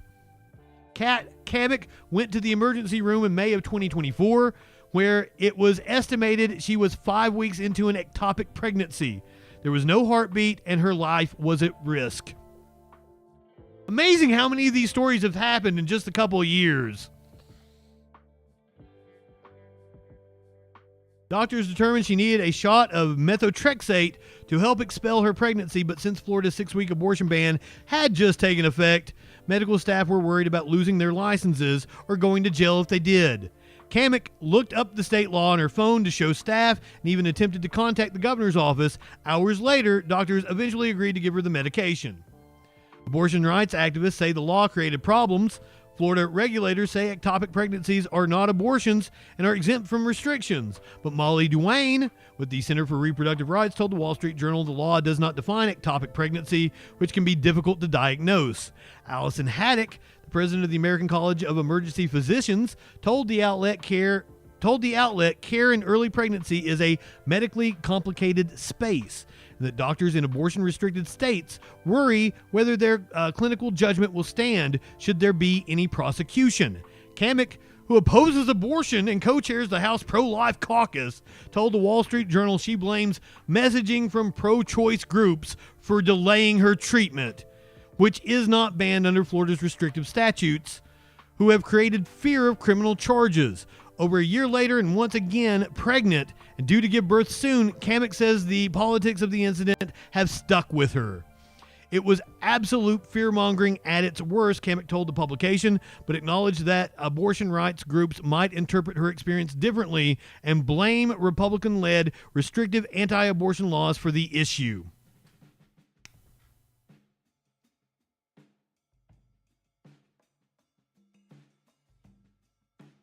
Florida's strict abortion ban took effect on May 1st, 2024, makes abortion illegal after 6 weeks when most people are not even aware yet that they are pregnant. After months in which medical staff were concerned that the law's wording made emergency procedures illegal, the state's healthcare agency issued official guidance to address misinformation on permitting an abortion in instances where the pregnant person's life and health are in danger. Cammack said she hoped that going public with her experience would help opposing political groups find common ground.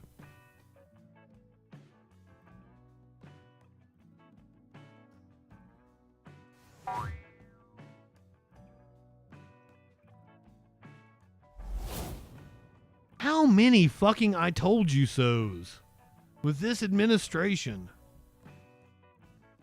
Oh, shit.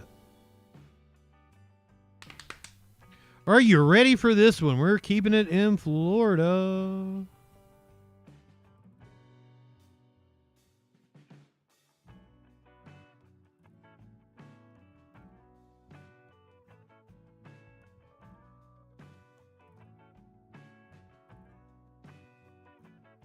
What the fuck is going on in Florida? Which could be every show, you know. There's always at least like one story out of Florida, I feel like.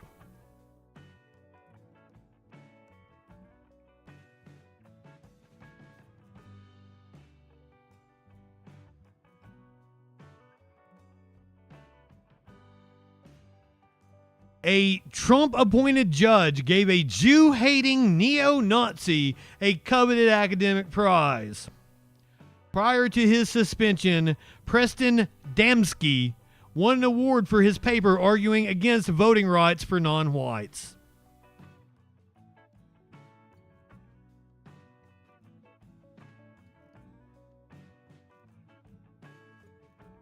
The University of Florida has suspended one of its students over racist social media posts, not the paper he wrote, but not before he won an award for a paper arguing the Constitution only protects non-whites. What? Hold on, that's worded wrong. The Constitution only applies to whites, is what he was arguing. The college placed Preston Damsky, a 29-year-old law student, on leave earlier after he had posted a series of racist messages to his Twitter account suggesting Jewish people should be abolished by any means necessary. Before his suspension, Damsky had written a paper for one of his legal seminars in which he argued, "We the people in the Constitution should be understood as referring solely to white people, that voting rights ought to be revoked for non-whites, and that shoot-to-kill orders should be issued for criminal infiltrators at the border." Here's the thing, is he's kind of not wrong about the Constitution was only meant not only just whites. It was only supposed to apply to white landowning men. So, his paper might have been good. It might have actually hit on, some good points. John L. Badalamenti, a sitting federal judge appointed by President Donald Trump, taught the class for which Damsky wrote the report. Badalamenti granted Damsky a book award reserved for the seminar's top student. The Daily Beast says, reached out to Badalamenti for comment. White people cannot be expected to meekly swallow this demographic assault on their sovereignty, Damsky wrote in his paper, adding that allowing the U.S. to become a non-white majority country would amount to a terrible crime. In an interview with The Times, he said it would not be manifestly wrong to describe himself as a Nazi. The Daily Beast has requested comment from the University of Florida, home to the largest number of Jewish undergraduate students of any college in the country. Weird! Weren't we told that anti-Semitism in colleges was a big problem that we needed to address? I thought that was a thing. Oh, it's only a problem if you're standing up against a genocide, right? Actual anti-Semitism, not a problem. Following his suspension, Damsky has apparently had a summer internship offer rescinded by local prosecutor Brian Kramer, who told the newspaper that you could imagine having someone in your office who espouses those kinds of beliefs would cause significant mistrust in the fairness of prosecutions.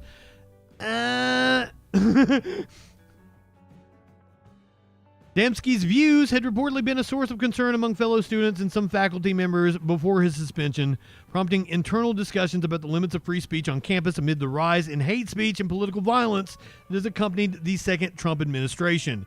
Interim Dean Merritt McAllister responded to students' concerns in an email, writing that as a public institution, the law school was bound by the First and 14th Amendments, and therefore the faculty could not grade down a paper that otherwise successfully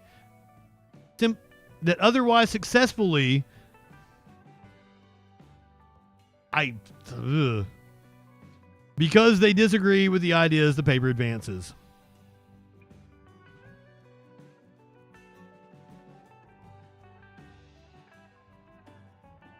When are we bringing the dean of U of F in front of the Congress to harass them into resigning?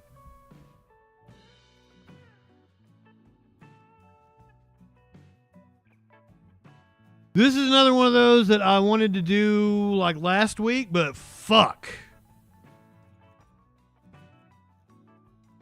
We've had a lot of shit to cover.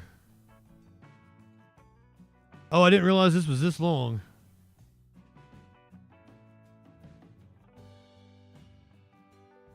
We're going to go to, this was last week. This was a fight in the in the House Judiciary Committee.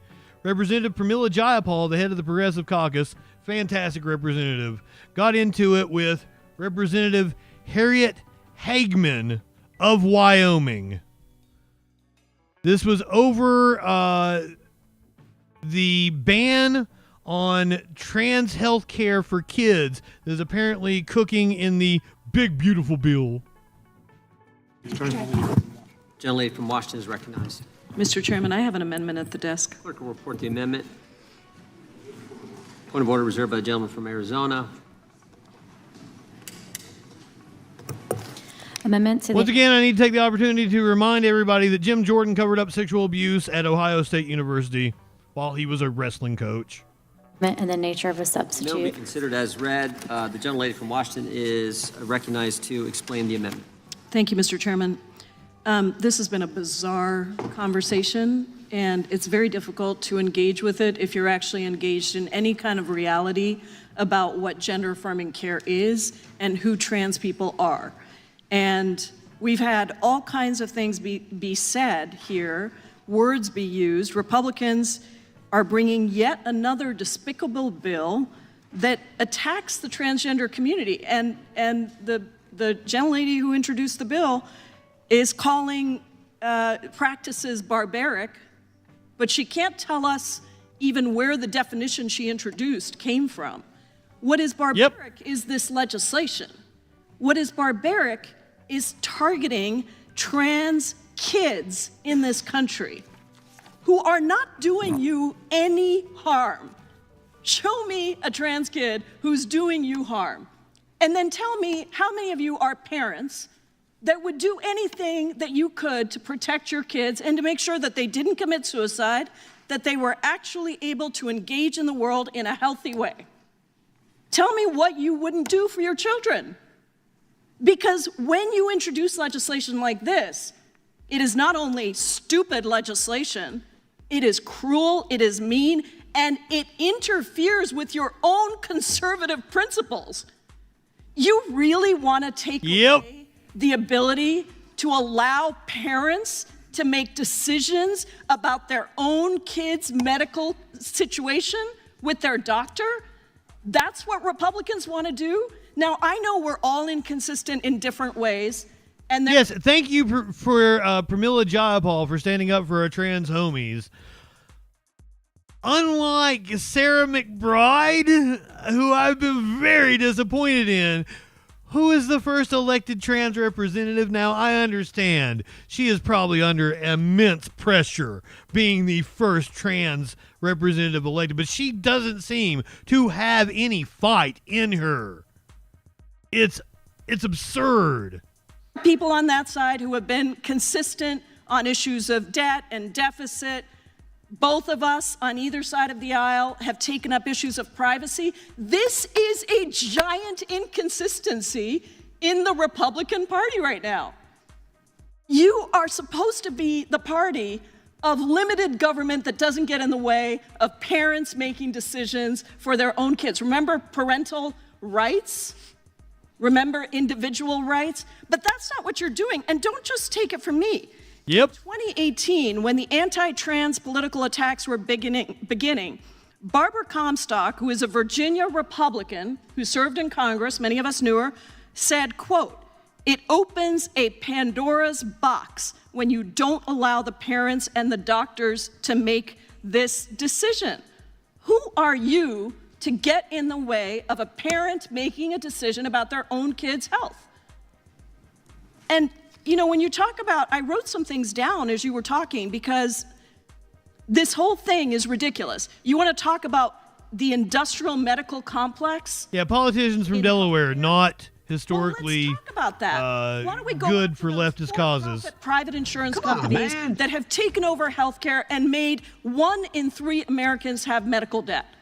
You want to talk about irreversible psychological damage? Another thing that you over there are trying to say about our kids and what we make decisions about? Well, let's talk about cutting nutrition assistance. You want to cut nutrition assistance, $2 a meal from kids who are hungry. That's what your big bad betrayal bill does. You want to talk about irreversible psychological damage? Let's talk about child abuse. Let's talk about separating moms and dads from their kids, immigrants, locking them up indefinitely. That's what you just put in the bill that we voted through the Judiciary Committee. So what the hell are we doing here, Mr. Chairman? Let's be a little consistent. Being transphobic for the hell of it. Stop attacking trans kids. That's all this does. Now, I do have an amendment here, but it was all, I just have been listening to this, and I cannot believe what this conversation has been about. My amendment would allow medical professionals to continue delivering health care to young trans people when it is considered a best practice. It recognizes that this care is safe, widely accepted, appropriate, medically necessary, and most importantly, it allows transgender people to live safely and authentically as themselves. With fucking dignity. Any parent over there, do you want kids to commit suicide? Is that what you'd like? Do you want them to not get the counseling that they need? Because that's what gender-affirming care is. In very rare cases, there is surgery that is prescribed. But you guys make it sound like this is some giant, terrible thing that parents are doing for their kids. You're parents. Why are you getting in the way? Why are you letting government get in the way of parents making decisions about their own kids with their own doctors? It is absolutely outrageous, and you should, at a minimum, vote for this amendment. And the chairman is always generous with me because we have spoken about this issue. And he knows damn well what it means to be a parent and to protect your child. And I'm going to do that every frickin' day that I'm here. She almost dropped an F-bomb. God, I love her. These ridiculous, barbaric bills that target trans kids. Gentlelady's time. Disgusted she is. There's a gentlelady from Wyoming. First of all, we're not claiming kids. Whoa. Once again, Jim Jordan was the chairman. Pramila Jayapal saying that he knows about protecting children. Once again, covered up sexual assault at Ohio State University while he was a wrestling coach. Doing us harm. We are trying to protect them from harm. And protecting children is not inconsistent with our conservative philosophy. We are not mobilizing against our children. We are mobilizing to protect them. We are not demonizing children. We are trying to protect them from people who seek to use medical intervention to erase the essence of their very being. Flash linked it earlier, DJ Dub. That this bill, scroll back up, you won't be able to find it. 92 is actually an amendment to existing law, 18 U.S.C. Code Section 116, which was introduced by Representative Sheila Jackson Lee, and it was entitled Female Genital Mutilation. And the very purpose of it was to prohibit female genital mutilation. It was passed. It was a bipartisan bill. Oh my God, she does look like George Santos in drag. An amendment to that bill. Would the gentlelady yield? No, I'm not finished yet. I wanted to ask you if you know what female genital mutilation is. I am not finished. If you will remember at the time that this was brought forward. This is always with right-wingers. They just want to be able to fucking throw out bullshit unimpeded. And you're like, wait a minute, what you just said was wrong. And they're like, I'm not finished. You cut me off. Appeal to decorum. I don't think he's in jail yet. I think he reports in a couple months. 2020 and even its predecessor in the 1990s, it was because of the issue of young girls, young women who were having, their parents were the ones who were taking them to have the female genital mutilation. So when you talk about this being a parental right to obtain medical intervention for their minor child, the very law, the very statute that we are amending specifically identifies and recognizes the fact that sometimes parents don't have the best interests of their children at heart, and that's why on a bipartisan basis in 2020 there was a law. Oh, you wouldn't apply that to a religious parent with a gay kid now, would you? That was passed that made female genital mutilation illegal. So I want to make sure that people understand that that is the very purpose of the bill that we are considering as an amendment to an existing statute. I also want to point out that throughout history, we have examples where the medical community has been so blatantly wrong in terms of the advice that they were giving. For example, in the 1930s, recommending that women smoke cigarettes, it will make them feel better while they're pregnant. We have the situation of the recommending the use of radium, lobotomies from the 1930s through the 1950s. The gentleman who invented lobotomies actually received the Nobel Prize in medicine for that. We don't do. But that has nothing to do with this. Recognize how barbaric that procedure is. Hormone replacement therapy without risk disclosures, forced coerced sterilization. We have a history of that. We just went through COVID-19, for goodness sakes. We had Anthony Fauci lying to us every which way from Tuesday about masks are unnecessary and that we need to have masks and that you have to have the vaccine and the vaccines isn't going Ma'am, you're an idiot. Problems. And now we have all of the evidence demonstrating that the vaccines cause incredible medical problems for a certain subset of our population. No, they don't! You lying cunt! Over again. Just during COVID-19, and it was the medical field that did it. It's why there is such a distrust in the medical field right now. No, your misinformation is the reason why there is such distrust in the medical field right now. And I would like to stop right here. I was going to do this story next, but allow me to interject right here. As long as we're talking about trans health care for kids, shall we? Utah lawmakers' own study found gender-affirming care benefits trans youth. The GOP in Utah commissioned a study that found gender-affirming care benefits trans youth.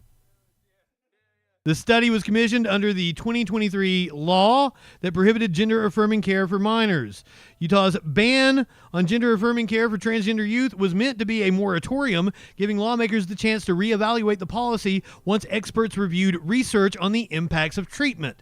This week, nearly 2.5 years after the law took effect, lawmakers received the findings of that study. Utah healthcare experts concluded in a more than 1,000-page report, overall, there were positive mental health and psychosocial functioning outcomes as a result of gender-affirming care, but some Republican legislators are already dismissing those findings. Young kids and teenagers should not be making life-altering medical decisions based on weak evidence. Representative Katie Hall, sponsor of the 2023 ban, and Representative Bridger Bolinder, who chairs the legislature's Health and Human Services Interim Committee, said in a joint statement to the Salt Lake Tribune. Utah was right to lead on this issue, they continued, and the public agrees. Polls show clear majority support both statewide and nationally. Simply put, the science isn't there, the risks are real, and the public is with us. We intend to keep the moratorium in place. Wow. While the review prepared for lawmakers acknowledged an increase in some specific types of benign brain tumors, it found in studies that included thousands of transgender individuals that increased risk of mortality was consistently due to increase in suicide, non-natural causes, and HIV/AIDS. Patients that were seen at the gender clinic before the age of 18 had a lower risk of suicide compared to those referred to that were referred as an adult. Utah Senate President Stuart Adams told the Tribune that the future and safety of kids is paramount. Then read your own fucking report. Your own fucking report. This is why Utah enacted a law to safeguard the long-term health and well-being of minors while providing time to carefully examine the evolving medical landscape surrounding novel and irreversible procedures for minors. Both those things not true. He says novel. The hormone replacement therapy is the most common thing we're talking about. As Pramila Jayapal pointed out, the most common thing we're talking about is counseling.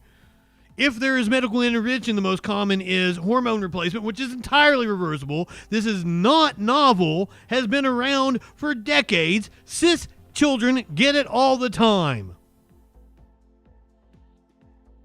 From puberty blockers to hormone replacement therapy, fucking dudes my age get hormone replacement therapy all the time. Do you know how many of my friends are on testosterone replacement therapy? That's gender affirming care.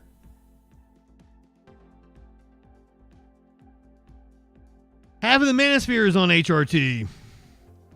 So when you talk about how there are these medical protocols and this is best practices, that's says 3/4 upon what is the Dutch protocol. The Dutch protocol that has been cited so many times by Democrats has been entirely discounted as being a situation where it hasn't. Actually cooked the books. You want to know how they cooked the books? No, they didn't. According to a 2023 study, the premise of the Dutch study is flawed on account of 3 methodological biases that undermine the research. These include 1, dropping subjects from the study who experienced unsuccessful results. Number 2, altering the gender dysphoria score. Go for it, Ducky. After the treatments were conducted in order to guarantee a significant post-surgical drop in gender dysphoria scores. And number 3, compromising findings of psychological benefits of hormone therapy by conflating the results of several treatments and factors such as gender reassignment therapy and psychological maturation. The results of this Dutch study have never been replicated despite the fact that there have been many efforts to do so. So when you talk about best practices, when you talk about the parents being the ones who get to make this decision and then attack us and make it as though we don't care about children, that we don't care about their well-being, the very purpose of this bill is to protect children from the people who would harm them through this type of medical intervention. With that, I yield back.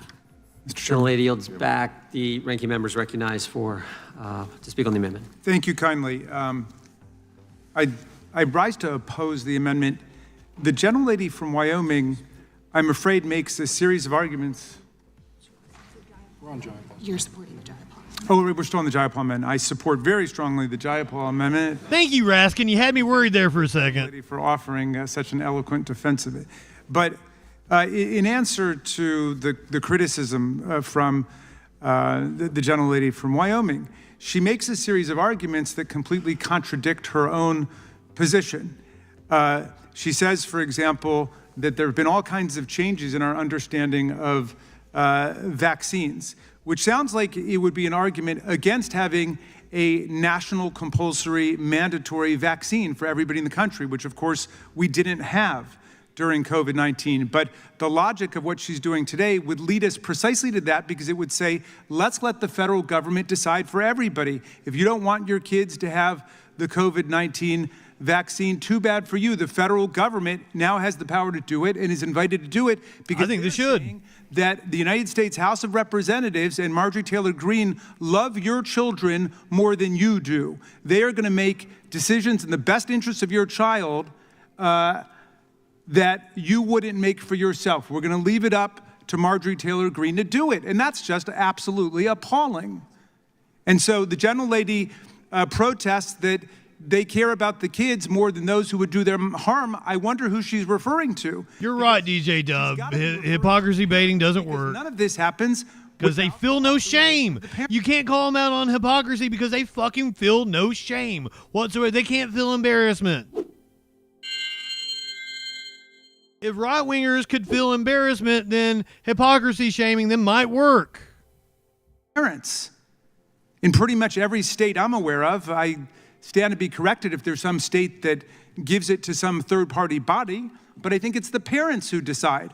But you want to overturn the authority of the parents to make medical decisions for their own children on the grounds that you're going to protect the children against the parents, which cuts completely against, I think, everything that you and other Republicans were saying about the vaccines. You didn't want government at any level, much less the federal level, deciding what was best in the best interest of the children. So this leads me to believe this profound, stunning contradiction that you don't really have the best interests of these children at heart.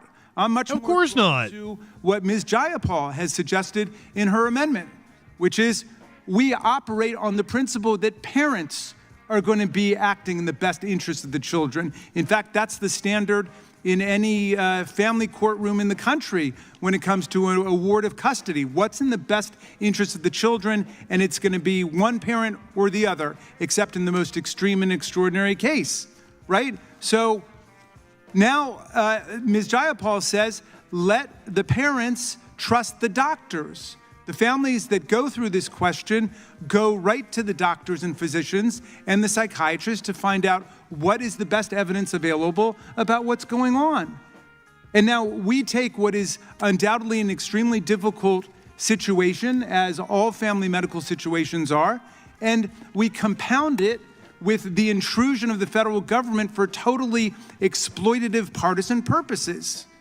And that is a scandal and an outrage. So let's give the families some room to make their own decisions. Let's let the states regulate medicine taking place within their own communities. Let's let the medical associations advise the state legislatures. And we don't need Big Brother doing this. If we want to help the families of America, let's not throw 15 million people off Medicaid. Let's not be slashing SNAP benefits and cutting child nutrition in the country. And I'll yield to the offer of the amendment, the distinguished gentlelady from Washington. I thank the gentleman for yielding, and I wanted to just have a conversation with you because also, if you noticed, and if we went back and looked at the transcript, the gentlelady from Wyoming actually said, we can't trust parents.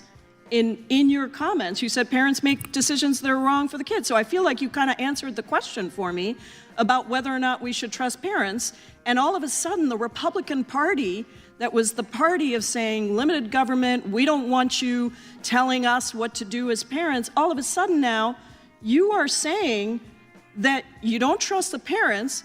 It's clear to me that you don't trust the medical establishment, even though every major medical organization, the American Medical Association, the American Psychological Association, the American Psychiatric Association, the American Academy of Pediatrics, all of these organizations are saying that this is care that is supported, and yet you're saying you don't trust them either. So I think what the gentlelady is saying is she's the only one that can be trusted to make the decisions. The Republican Party is the only one that can be trusted because you can't trust the parents and you can't trust the Is that your understanding as well? I think we all have to trust Marjorie Taylor Greene is the point of the legislation here. I yield back. Mr. Chairman. Gentleman yields back. Mr. Chairman. The gentleman from Missouri is recognized. Yes, Mr. Chairman, without objection, I would like to enter into the record a systematic review. Oh, we're going to get to that, Samson. Hormonal treatments in youths with gender dysphoria from the Karolinska Institute in Sweden. Objection. The independent review of gender identity services for children and young people by Dr. Hilary Cass, also known as the Cass Review from the Objection. UK. And the treatment of pediatric gender dysphoria, review of the evidence and best practices from our own Department of Health and Senior Services dated May 1st, 2025, all of which refute the outdated, bogus, and methodologically biased so-called science embodied in the so-called WPATH and Dutch protocol. And finally, I bet none of those were peer-reviewed, were they? Consensus statement on the management of intersex disorders by Hughes et al. Published in the Archives of Disease in Childhood. Too many times our Democrat colleagues like to conflate the idea of gender identity with these unfortunate children who have genetic sexual birth defects, and that likewise I would like to, without objection, enter into the record. No, I always present intersex people as a reason why sex is more complicated than the black and white false binary that you put on it. The existence of intersex people and the small percentage of them that there are in society actually proves that gender is distributed on a normal curve. So sorry, bitch. Don't misrepresent my arguments. Objection. Chair recognizes the gentleman from Alabama. Thank you, Mr. Chairman. I'll yield to Ms. Hageman. Thank you. I just want to read the current statute, 18 U.S.C. Section 116. Whoever knowingly, being the parent, guardian, or caretaker of a person who has not attained the age of 18 years, facilitates or consents to the female genital mutilation of such person. And then it goes on to say, shall be fined under this title, imprisoned not more than 10 years or both. Again, this was a bill that was authored by Representative Sheila Jackson Lee. So obviously, and it also goes on to say in subsection C, it shall not be a defense to a prosecution under this section that female genital mutilation is required as a matter of religion, custom, tradition, ritual, or standard practice. So obviously, Representative Sheila Jackson Lee recognized that there were circumstances under which the parents also could be actually guilty of doing things that were really not in the best. Do you know? And it's all fucking religious nut jobs. They cut women's clits off because they don't want them to feel pleasure during sex, you old hag. Destructive to their children. So again, I'm just reading from 18 U.S.C. Would the gentlelady yield? In a moment, I will. Okay.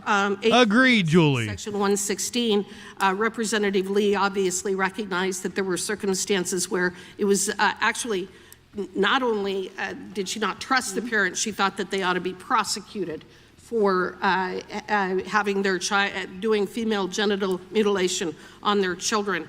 So yeah. Say we don't trust the parents. For the most part, I do trust the parents. I do. No, you don't. I think that there are also circumstances where I do not believe these kinds of life-altering decisions should be made by minors as they are adults. They aren't. Different circumstance, but we are talking here specifically about minors, and I think it's very important that we not conflate the two. So again, the existing statute. I think it's very important that you know what you're talking about, and you don't. Fine and imprison parents for the kind of the same thing. So would the gentlelady yield? I would just wanted to know who, if the parents shouldn't make these decisions, who should? Suncats, yes, thank you very much. That's what I meant. They don't have birth defects, just variations of yeah, that's exactly what I said. Because they represent like what you would expect to see. And if all naturally occurring traits, and this is, I should do a video on this at some point in time. This is a revelation that I've had in statistics when I was in college. I haven't seen anybody else make that argument. If you know what a normal curve is, a normal distribution, all naturally occurring traits like height can be mapped to a normal curve. So you get your, remember, I'm not a math person here. I'm going into the weeds. You take your 33 and a third chance minus my 25% chance, and you got an 8 and a third chance of winning. You have the formula for determining what a standard deviation is, and then all of your data will map to standard deviations from the mean, and then you have outliers. The number of outliers represents like 0.3%, blah, blah, blah. That's what we see with intersex people. And then if you go back another standard deviation to like 96%, hold on, I can't remember what's the 67, 96, 98 rule or whatever. Did I get it right? The 68, 95, 99, 7 rule. That most of your traits, and we're talking about sex traits here. I get asked that a lot. So all your sex traits will map to this, like penis size. All your penis size, most people will fall within like one standard deviation. They're going to have like a 4 to 7 inch penis. And then you have people that fall outside of that. The number of people in society, exactly what we'd expect to see if sex traits were distributed on a normal curve. Who gets to make the decision? Well, the bill says that we cannot do these treatments on minors. So no matter what a parent thinks, that's right. This bill would not allow parents to make any decision about gender-affirming care as it relates to their children in consultation with their doctors. It's specifically defined in the bill. Yeah, That's so exactly but for right. gender-affirming care, as you talk about That's it exactly right. in the bill, you're saying parents would not be allowed and would actually have to allow the federal government, would have to yield to the federal government saying, The federal government is going to make all these decisions about anything that qualifies as gender-affirming care. Anything that's identified and defined Right, in this and bill. are you aware that in gender-affirming care, are you aware of the things that are contained within gender-affirming care? Yes, I am. She's not. So you know that counseling and mental health is part of gender-affirming care, correct? That's not what is, that's not what's forbidden in this bill. But it is That a is- but part that- of but that's- gender-affirming but that's care. not- You have but a that's very not what's broad, forbidden in this bill. but you have a very broad. That is not what's forbidden in this bill. Don't distort what's in the bill. I'm not. Don't argue with me by Time belongs distorting to what's the in the gentlelady bill. from Wyoming. So can I engage with another question here with you? Yes, as Okay, long as great. you don't distort what's in the bill. No, I'm not going to. I'm going to go back and find the references for what I'm talking about. You talked about female genital mutilation, but your own bill defines female genital mutilation as any procedure performed for non-medical reasons. So in your own Sounds like anything elective.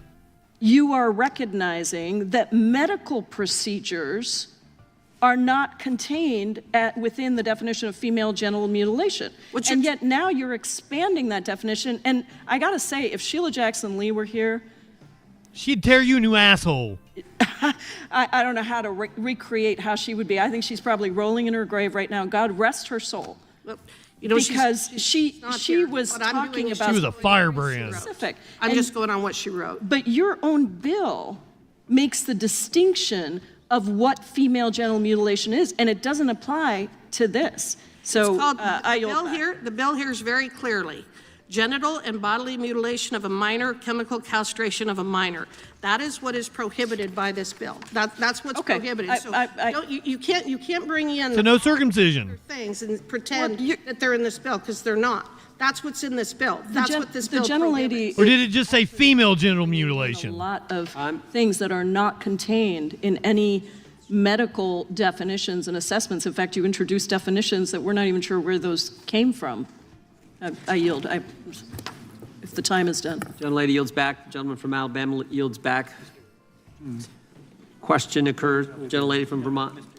Thank you, Mr. Chair. You know, what I find in these conversations, and we've had these debates over transgender Americans repeatedly in this committee. And I forget her name, but we watched her debate somebody on the other side of the aisle back in the fall. She was great. hurling invectives at us saying that this is left-wing ideology. And I just want to bring us back to a hearing that we had on transgender Americans in this committee, in which sitting at the table there was a woman who identified as a conservative Republican Christian. That's how she self-identified. And she was saying to all of you who were on the committee at that time, it was last Congress, and she basically said, why are you up in my business? Representative Becca Balint. Yes. I didn't know she was a lesbian. I had no idea. So, first lesbian congressperson. Excellent. Why are you First openly lesbian congressperson. Let's be clear. trying to make decisions for me and my child? And VT, Vermont's first. Earlier today, my colleague, Mr. Roy, said, you know, we shouldn't be busybody legislators all up in everybody's business. And he said, we already have too many damn laws. What are we doing here? And I'm just sitting here thinking about the courage that it took for that woman to come here to say to all of you, a Republican Christian conservative, that this actually isn't about politics. This isn't about party. This isn't about left-wing ideology. This is about her job as a parent, making sure she's getting the health care that her kid needs and deserves. And she was completely and totally open with us about the kind of despair that her child was in, the kind of anxiety and depression her child was racked with. And she said it was difficult for her. It was difficult for her and her family, especially in the community that they lived in, to stand with their child and to make this decision. And so I've just had it. I've had it with it constantly coming back to somehow that this is a Democratic issue. There are transgender people living in every single district here. and they identify as Republican, and they identify as Democratic, and some of them don't vote at all because I don't know how any of them identify as Republican. Weaponized against them. Probably money. So can we stop this nonsense? You want to have control over our conversations with our doctors. You want to meddle in the relationship that parents have with their child and with their doctors. And it is so difficult week after week after week for you to continue to attack such a small minority of people in this country that just want to live their lives. I don't know what the obsession is, honestly, because I can tell you the transgender. I can tell you exactly what the obsession is. Because people don't understand it, they are scared of things that they don't understand. A lot of people don't know a trans person because they are such a small part of our society. So if you've never met a trans person, don't know what they're going through, haven't actually seen them in society, it's easy to scare people. People are scared. They want their little comfort in their echo chamber.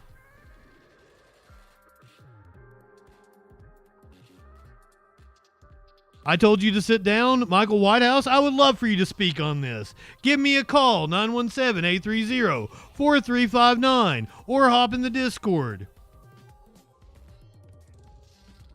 Why would you think you should be able to speak on this? Do you know what you're talking about?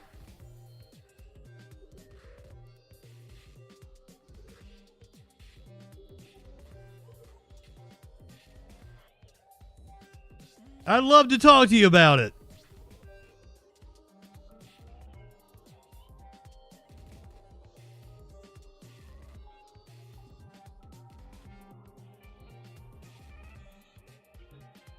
(917-830-4359).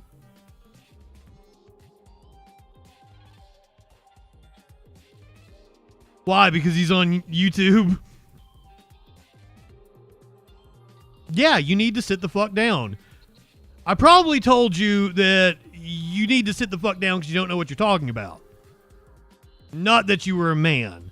Right-wingers are fond of straw-manning me because me saying you shouldn't speak on it because you're a man doesn't sound like me. Me telling you to sit the fuck down because you don't know what you're talking about, that sounds like me.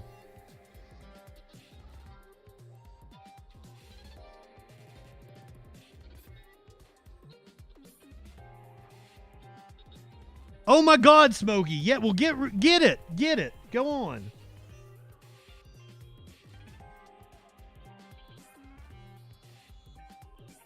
But I'd love to talk to you about it. You're saying I told you to sit down. I'm telling you to call in. I want to hear what you got to say. So the idea that I told you to sit down is kind of odd. Doesn't sound like me. Just throwing that out there. Oh, my titty's trying to come out my wife beater. Please, God, man, call in.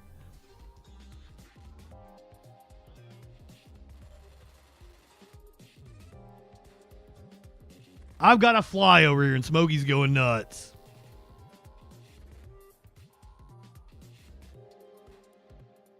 Or Discord.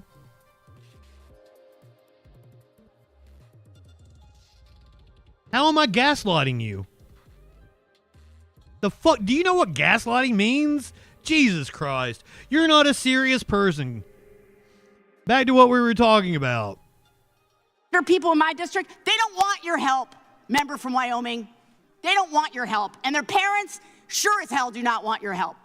They want to be able to make decisions in conjunction with their children's doctors. And I just find it so outrageous and insulting that you come here and you claim that this is about a partisan issue. It's not. It's about any child being able to get the health care that their parent deems is necessary to keep them alive. And their doctor deems is necessary. Yes, Riley Gaines should sit the fuck down. That woman tied for 5th with Leah Thomas. She lost to 4 other cis women, and she has made a career. She gets paid to get idiots like you riled up over something that has no effect on your life whatsoever. Riley Gaines is a fucking moron, and if you listen to her, you're a dumbass. How's about that? Do not know why, with all of the issues that we have in healthcare right now, from the price of insulin to the fact that we are rolling back all the work that was done on inhalers, to PBMs, to the fact that healthcare systems across this country are falling apart, that this is the topic, once again, that you choose to take up. It makes no sense that this is what we're spending our time at. And I can tell you, because I talk to parents, not just in my district, but who reach out to me who say, thank goodness someone is standing up for us in that committee, because once again, they're demonizing us and dehumanizing us in the language that they're using. Thank goodness you're standing up for us. They can't stand the fact that their own government is spending precious time in committee, once again, weaponizing government against Seriously. them, and they just want to get the health care that they need and deserve. This is a waste of time for our elected representatives. Back, gentleman from California is recognized. Mr. Chairman, I've been pondering the question that the gentlelady from Washington posed. What would we not do for our children? That's an important question. Well, for one thing... Apparently you won't listen to facts. Them. When I was 6, I wanted to be a pirate. I was fortunate enough not to have parents who would have removed a leg and an eye so that I could feel better about myself when I was a child. I don't think I would have felt the same way turning 18. So yes, parents are the fundamental custodians of their children. They have a fundamental right to make the decisions over their children's welfare, health, and upbringing. But there are certain things we... Unless Republicans object. You can't starve your kids to death. You can't beat your kids to death. You can't withhold life-saving procedures from your kids. You can't withhold life-saving procedures from your kids. You just fucking said it, dude. You just fucking said it. You can't withhold life-saving procedures from your kids. We just saw Utah Republicans commissioned a report that said, yes, gender-affirming care saves kids' lives. You people do not give a shit. And if you cross that line, society steps in to protect the basic welfare of the child. Now, that all changes at 18. We've decided as a society that at 18, you can now take control of your own welfare and your own future. Your parents no longer control your welfare, and as a society, we no longer act in place of your parents on these questions. At 18, you're a grown-up. If you want to be a pirate, you can be a pirate. All you have to do is find a doctor willing to take off your leg and poke out an eye. There are cases of grown-ups. That's not what makes someone a pirate. Lizards. They have their tongues split, their horns implanted, and all sorts of other mutilations that wouldn't be permissible even if the parents decreed it. But at 18, if you want to be a different sex than you are, you can be. At 18, these decisions pass to you. But until then, we give broad latitude to parents as long as their decisions do not imperil the life of the child or expose them to permanent life-altering deformations. And this is such a matter, and it stuns so many people that the Democrats can't see that. I yield back. Gentleman yields back. Gentleman from Georgia is recognized. Thank you, Mr. Chairman. I rise in opposition to the bill, and I also yield my time, or yield some time, to the gentlelady from Washington. The question on the table is the amendment from the gentlelady from Washington. Yes, which I know Mr. Johnson supports. Thank you so much for yielding. Mr. McClintock, I think you were saying that if a parent makes a decision for gender-affirming care in consultation with their kid's doctor, that could be considered mutilation. And I think the examples you gave don't reflect the reality, because you talked about beating kids and things that all the medical associations agree are abuse of kids. What you're doing is adding a word here, mutilation, to your perspective of what gender-affirming care is. That is just your perspective. It is not medically based fact. And I think you have to consider, and I think the Republican Party has to consider the struggle that you're having right now about the size and scope of government. And I think the conservatives are losing. You're certainly losing on the size of spending, because you kicked 16 million Americans off of health care, cut nutrition assistance by $300 billion, and set up massive cuts to Social Security. Also, you could give $5 trillion in tax breaks to the wealthiest billionaires and corporations, and oh, by the way, increase the deficit by trillions. And at least my friends Mr. Massey and Mr. Roy are consistent on this.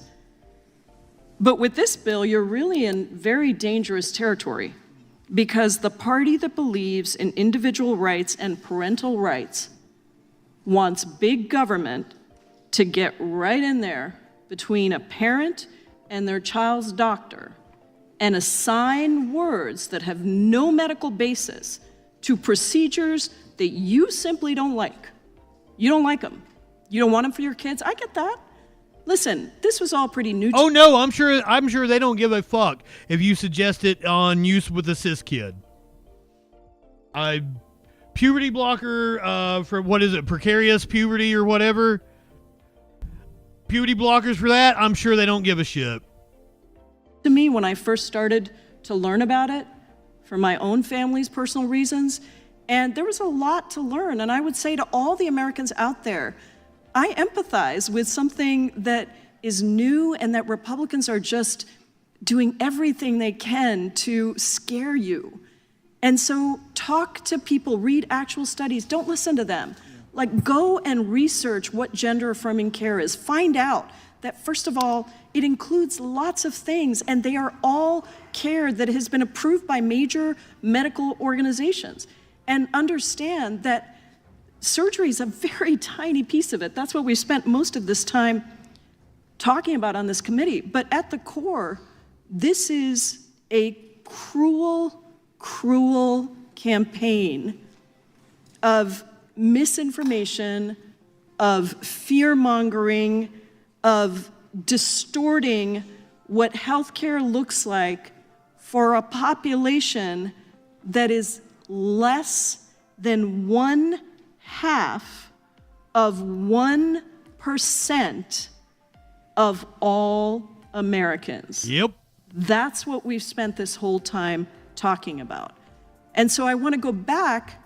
Less than 1/2 of 1%. Remember that graph I showed?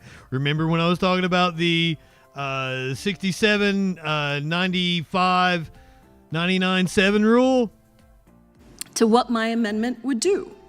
My amendment would allow medical professionals to continue delivering health care to young trans people when it is considered a best practice. And my amendment recognizes that that care is safe, it's widely accepted, it's appropriate, it's medically necessary, and most importantly, it allows transgender people to live safely and authentically. Now, I can tell you for a fact that these decisions about care in trans families are made really thoughtfully and with a lot of debate and discussion and deliberation. And all of the trans young people that I know, and I know many of them, go through months or years of consultations with their parents, with their medical providers, before they're even able to access care. And there is no standard of care out there that recommends any medical interventions before puberty. So I would just say to people who are afraid, I understand why you're afraid, because my colleagues on the other side are doing everything they can to fearmonger, make you afraid. Yep. And to try and blame trans kids for every woe that you face. And let me tell you, trans kids did not raise your rent. Trans kids did not make your grocery prices go higher. Billionaires did. Millionaires did. Republicans who continue to funnel tax breaks to those people did that.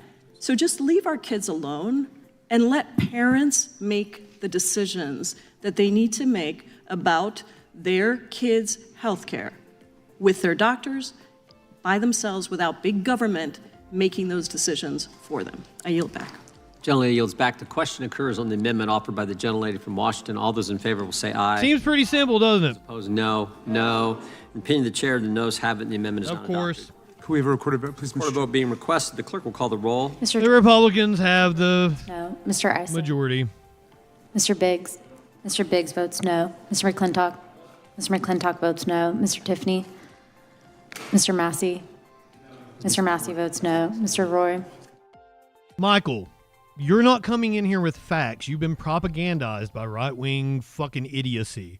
You brought up detransitioners. There's not this high skyrocketing number of detransitioners. There's just a few weirdos that right-wingers are parading out.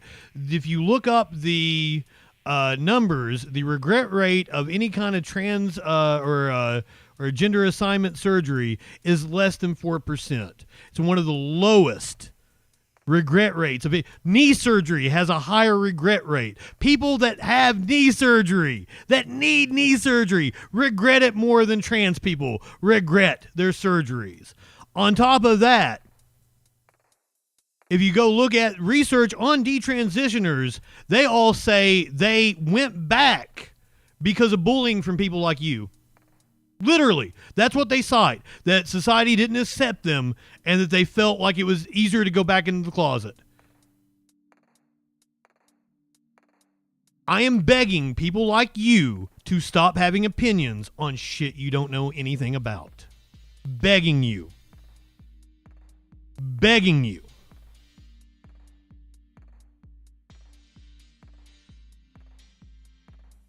The fuck are you talking about? How did I bully? I don't... This is why you need to call the fuck in if you've got something to say. You're also saying trying to put parents on an FBI watch list. Nobody did that.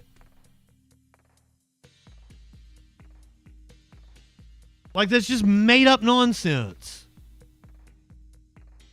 But you listen to right-wing media, you listen to propagandists who are paid to fill your head with bullshit. Did you know that the anti-trans movement in this country is a multi-million-dollar industry? You can't just say something is proven. I do the news. You're an idiot. You're lying.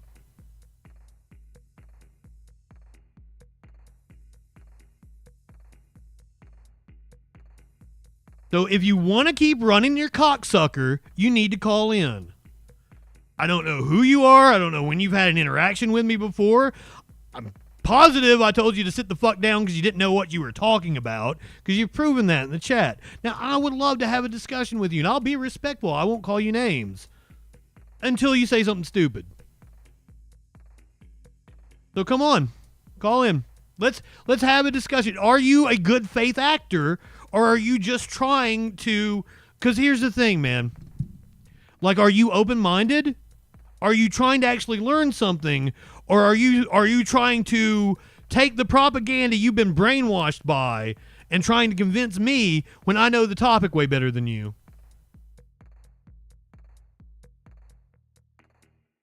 Yeah, I've called you a dumb fuck because you've said dumb shit. Do you get that? Like, right-wingers are morons, my friend. Like, I love how you all want to be treated with respect and kindness,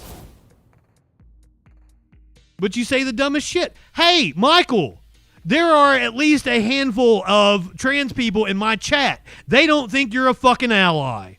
Guarantee it. Guys, do you think Mikey here is an ally to you? Or do you feel unsafe around him?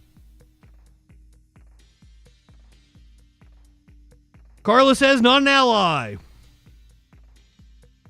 Anybody else want to chime in? I know there's a couple more people who identify as trans in my chat.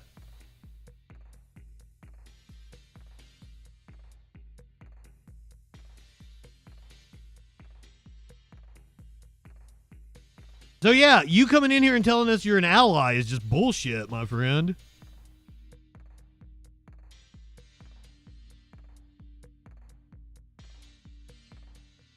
And apparently you got here late. You missed the part where Utah commissioned a report, and the report from that the GOP commissioned found that gender-affirming care saved trans kids' lives. I am against Big Pharma, indeed. I am for Medicare for all. I don't think there should be any kind of industry around medicine.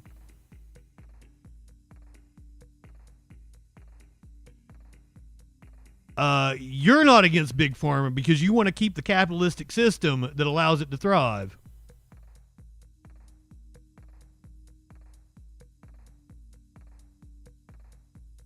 But what you're trying to insinuate is that Big Pharma is trying to trans kids to make money. And that's simply not true. That's not going on. There's no evidence whatsoever to support that. And that makes you a fucking moron.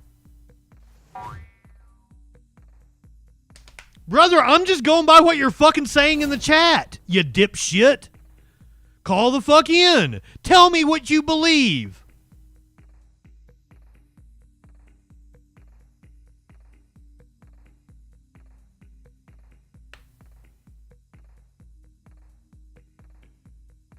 Jesus Christ.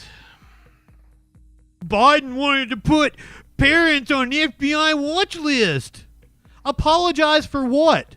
I didn't fucking do anything. Are you upset that I called you names because you said stupid shit? Here's the thing, my friend. I wholeheartedly believe this country is in the shape it's in because people like you haven't been told they're dumb fucks enough.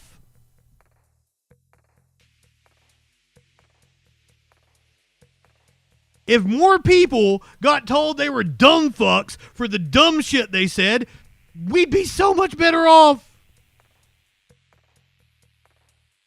The fuck should I apologize to you for, dipshit?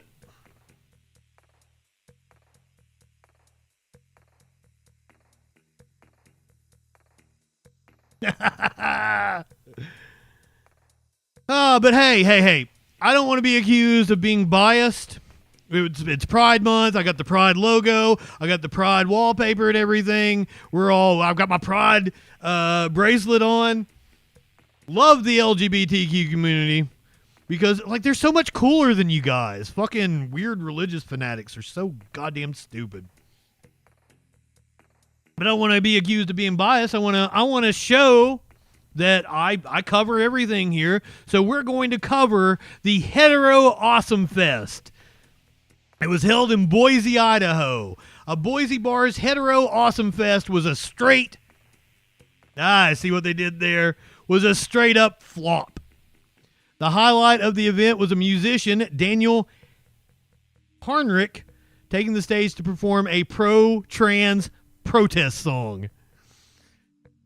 The heteros have never been more upsetteros after a musician interrupted an anti-LGBTQ plus straight pride event in Idaho by playing a song in support of transgender youth.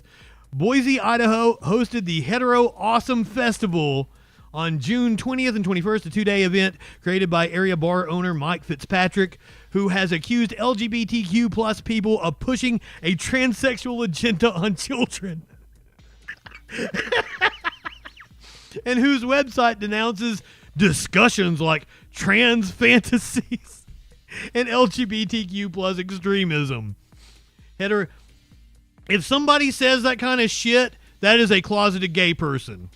Or somebody that jacks off to trans porn and then hates themselves for it because they're repressed. Because they have grown up in a society that has told them there's something icky about trans people. But trans people make their little dicks hard. And they can't fucking deal with that. That's exactly what's going on here. It's called psychological projection. It's a full-on celebration of family values with guts. Easy to see then why as many as 50 people showed up at once over the weekend. Fuck. I bet Boise's Pride Parade was way bigger than 50 people. No, motherfucker, there's not a lot of reports. You've just been listening to right-wing propaganda. You don't know how to properly cite sources. You don't know how to find reputable sources like peer-reviewed research. You want to go to something that sounds official, but is actually right-wing propaganda. So stop it, my friend. You're not an adult. You're a dumb fuck. Jokes aside, the vibes at the Hetero Fest were closer to rancid than awesome, especially with the American nationalist podcaster.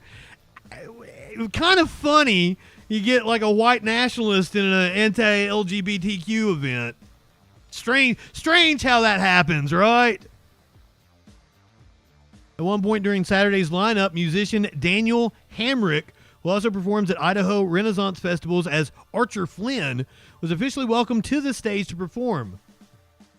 Let's check out his performance. It is Live Music Monday, after all. Now, before I get started, Earl told me to talk about myself a bit. We got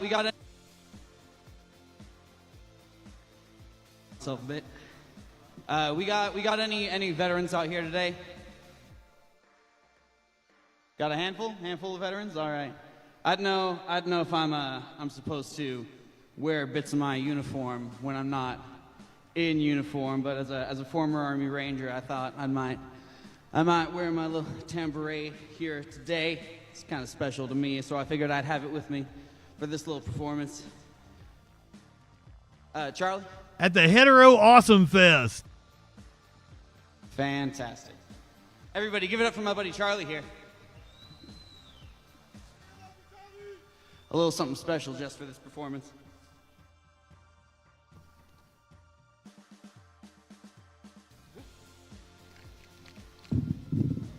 Michael, you said there have been a lot of people who have not been diagnosed with dysphoria who have gotten gender-affirming care. Gender-affirming care is like if I was to go and get testosterone replacement, that's gender-affirming care. If I got hair plugs, that would be gender-affirming care. You don't know what you're talking about. Please, for the love of God, I am begging you, stop having opinions on shit you know nothing about. If you don't want me to call you a dipshit or a moron, stop having opinions on shit you know nothing about. I don't know what you mean.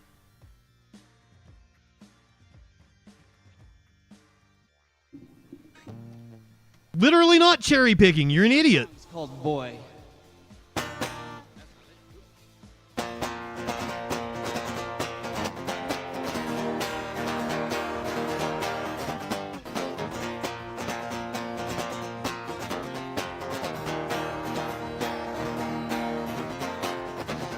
They put him in dresses to keep him in line. They say it's a phase and it's all in his mind. They put him in ballet, he wants to play ball. What matters to him doesn't matter at all. The boy that everyone thought was a girl. The boy that everyone thought was a girl. Afraid the world might come unfold. The boy that everyone thought was a girl. 2, 3, 4.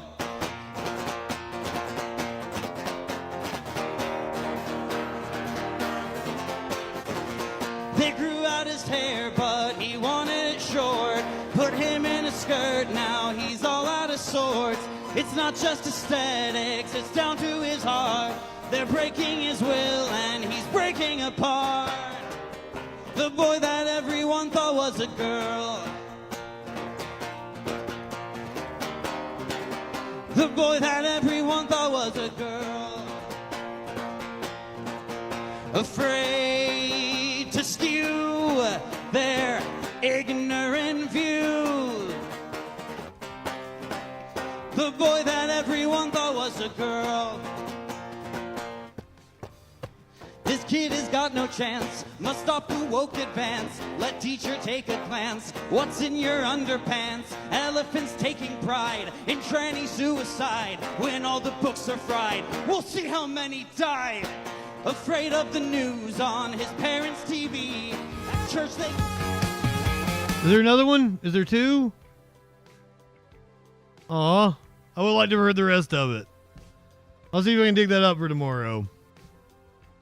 Michael, my friend, I want to know, why are you so concerned about trans people?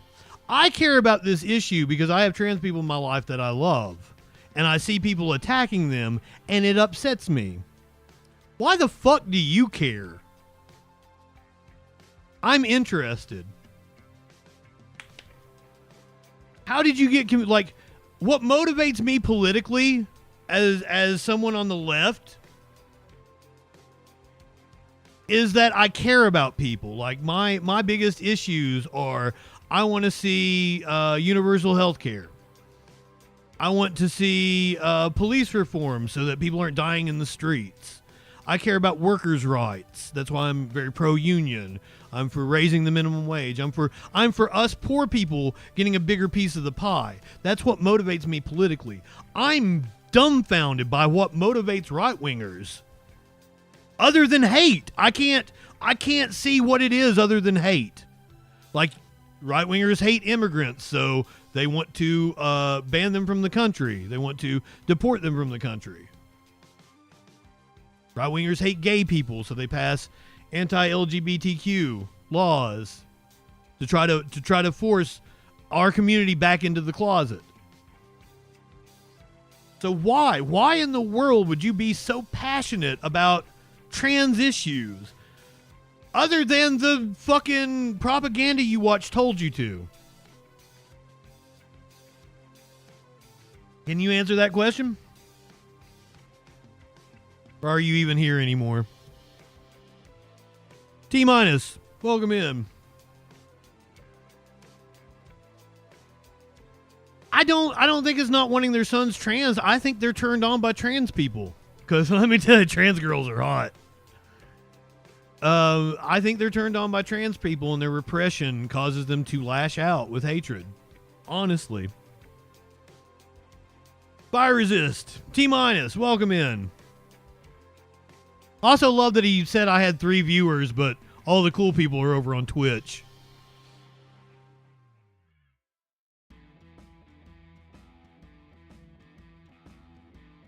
I didn't really read it, Flash. I'm sorry. I'm sure it did. You're always spot on. I normally never have any bones about anything you say.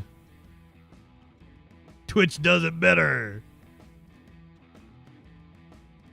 And, you know, right-wingers always talk about how much they want to protect kids. That's what they always... It's projection with them, right? They hide behind protecting kids, but in reality, we need to protect kids from them. A federal grand jury in Greenville has indicted a South Carolina lawmaker from the Midlands. Anti-trans South Carolina lawmaker. Very, very vocal about being anti-trans. Would anybody like to guess? Would anybody like to guess what they're getting ready to say? Republican State Representative R.J. May was arrested in Lexington County yesterday on 10 counts of distributing child sexual abuse material.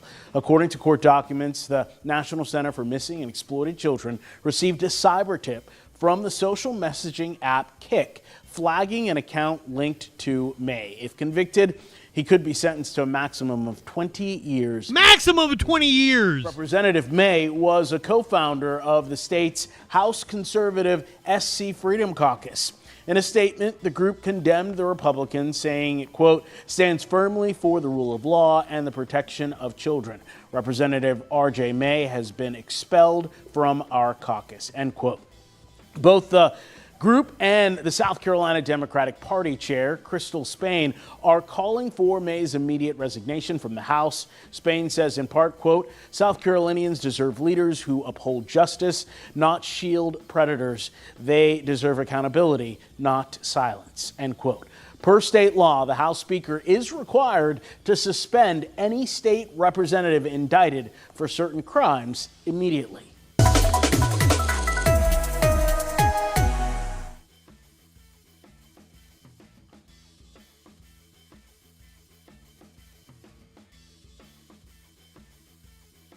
It's always the people that are loudest.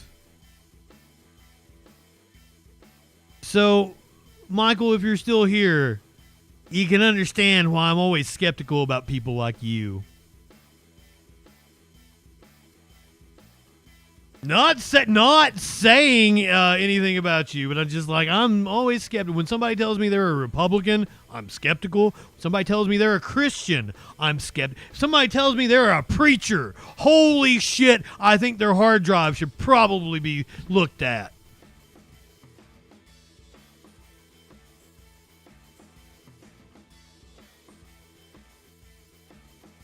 Yet another not a drag queen. I wish I didn't get a chance to go today. I could use it. I'm definitely not high enough for this shit, because I ain't high at all.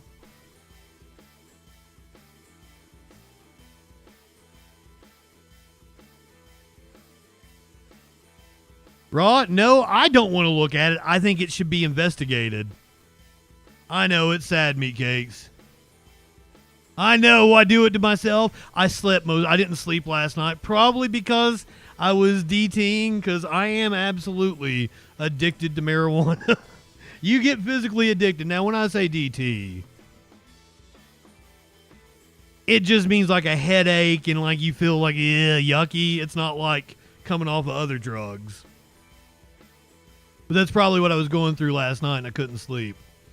So, got up today and didn't feel like doing shit.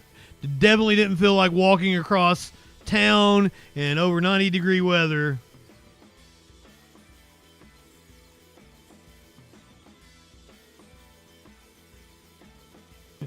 DJ Dub, I'm glad. I am happy that all of you are high. Recovery over. Oh. Yeah, well, like, brother, I technically I'm in recovery. I never went to any kind of treatment or anything. And as I said, my drug problem was never that bad. I did 4 or 5 Loratabs a day in the mid-2000s. But technically, I'm a recovering addict. I have an addictive personality, but like I kicked it myself. Oh, the way I did it was like, I'll still do some. If you offer me a Loratab, I'll do it. I just won't buy them anymore. That's how I kicked the habit. If you bring me one, I'll totally do it though. Because fuck, there is nothing. You give me a Percocet 10 and a joint, that is the best feeling in the world.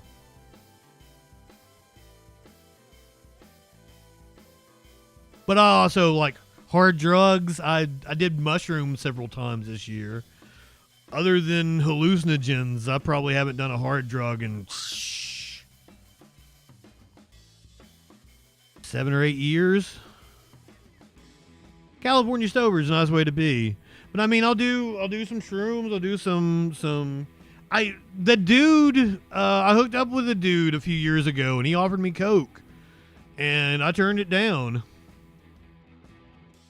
Hallucinogens are so wonderful. Very pro-drug, but everything's in moderation.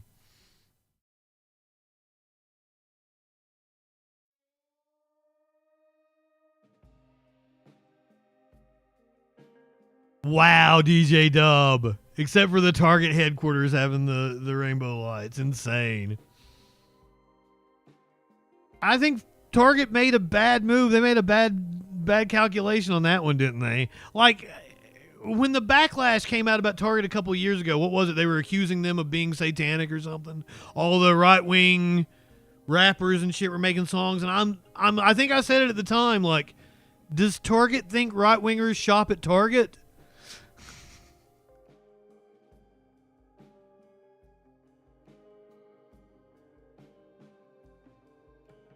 It's good that you know your self-control limits. It's about moderation.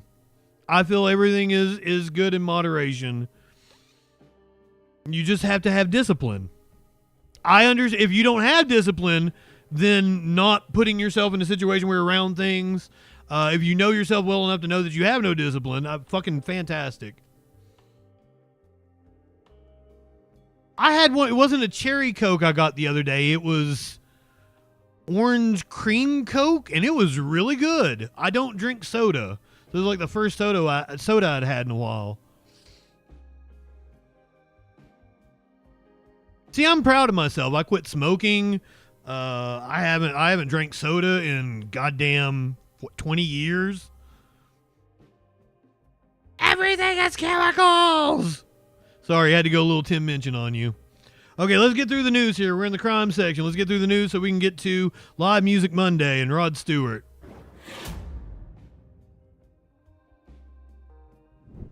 We did the story last night about the attempted mass shooter at the church in Michigan. New details. He apparently went to the church. He and his mother attended the same Michigan church. He showed up with a rifle, but congregants thought fast. The man killed during what police say was an attempted mass shooting at a Detroit church has been attending the church, most recently in February. Investigators responded to the Cross Point Community Church in Wayne, Michigan on Sunday after getting several reports that a white male suspect wearing camouflage clothing and a tactical vest was seen grabbing guns from his vehicle to enter the church. Investigators identified the man as 31-year-old Brian Anthony Browning from Romulus, Michigan. Wayne Police Department said in a statement, Bobby Kelly Jr. Isn't that a comedian? Isn't Bob Kelly a comedian? Who's the lead pastor at the church, tells people Browning was the son of a woman who attends the church, although she is not a member. While she doesn't attend on a weekly or monthly basis, Kelly said, the woman did attend from time to time. Browning attended the church about 3 times since last year when he first began going. Wayne police say Browning did not have any prior interactions with law enforcement and did not have a criminal record, adding that the investigation indicates he may have been suffering a mental health crisis. Per witnesses, Browning showed up in the parking lot of the church driving erratically, and within minutes, there were calls reported of the suspect firing shots. Parishioner driving a pickup truck hit the suspect before responding. Security officers engaged with Browning outside of the entrance of the church. A member of the security team then allegedly shot and killed Browning. We are grateful for the heroic actions of the church staff members who undoubtedly saved many lives and prevented a large-scale mass shooting. It was almost just another day.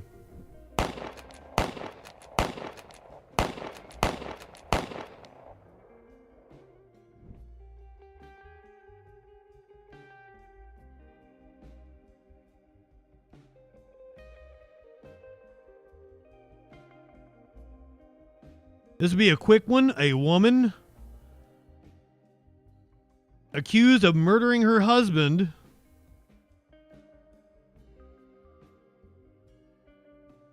was read the verdict earlier today.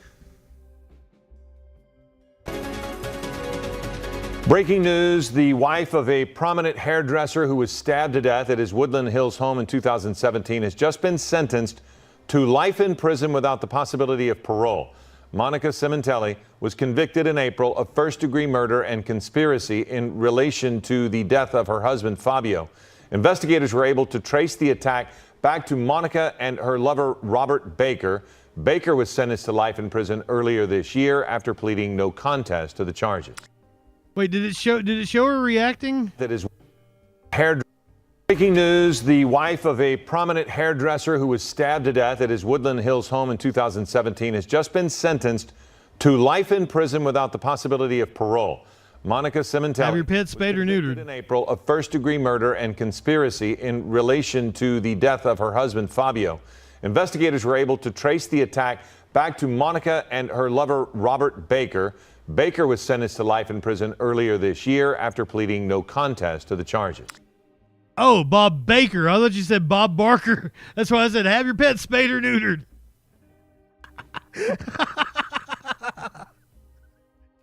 Sticking in California, we have another good cop to report. Always a good day for another good cop.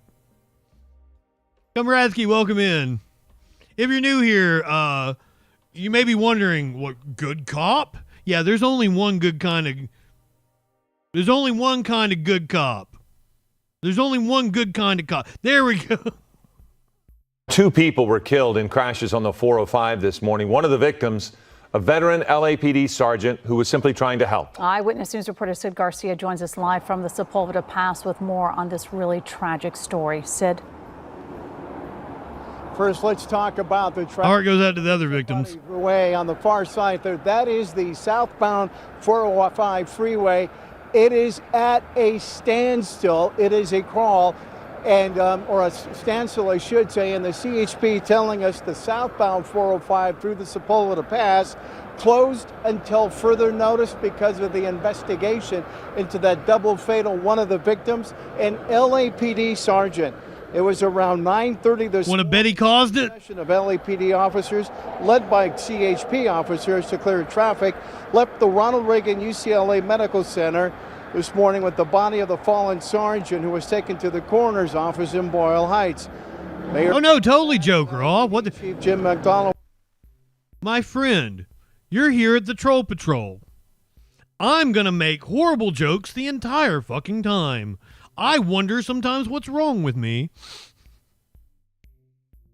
Content warning, fuckers!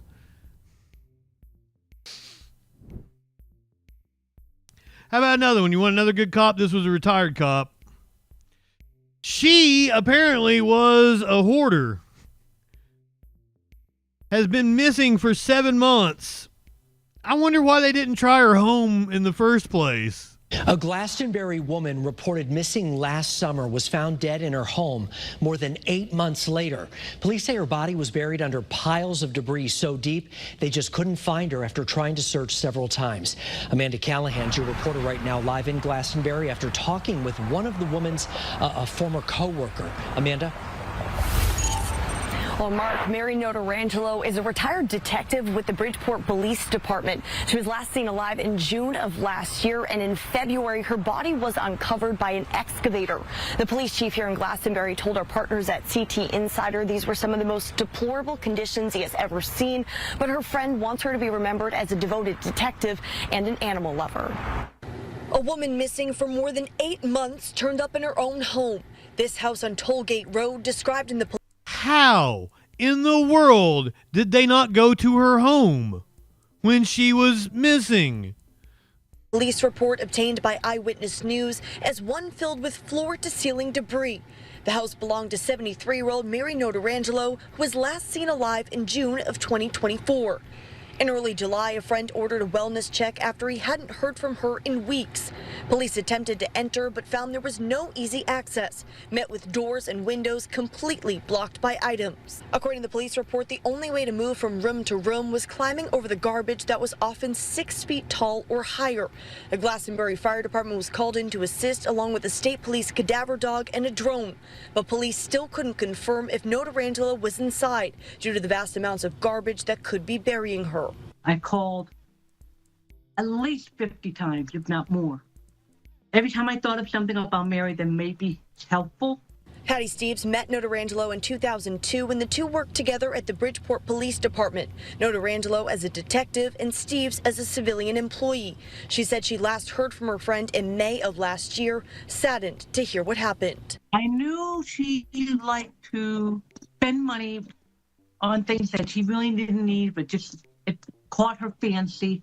And I knew that she would accumulate things, but I never realized the depth or the severity of her hoarding. After months of police investigation, another search of the property in November, it wasn't until February when her body was found under multiple feet of the contents, which included clothing, blankets, garbage, etc. That's the thing most baffling. I mean, for someone like her who was very vibrant, larger than life kind of a personality, it makes me sad that that's how she's going to be remembered for. If you know someone who's living in unsafe or unsanitary conditions, the state does have resources to help. You can contact. She died as she lived, buried in garbage. Your reporter live in Glastonbury, Amanda Callahan, Channel 3 Eyewitness News. I still don't understand, like, they didn't just go in with shovels to find her. Because, like, if you could open the door, wouldn't you be able to smell it? Or hear her if she was stuck in there? I just see 8 months seems weird.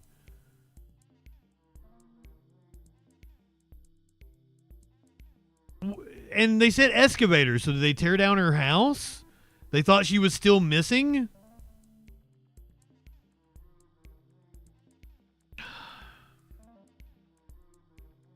Why do I act surprised by story? I've been doing this for over 5 years now. I've been doing news for almost 3 decades. Why am I surprised by fucking anything?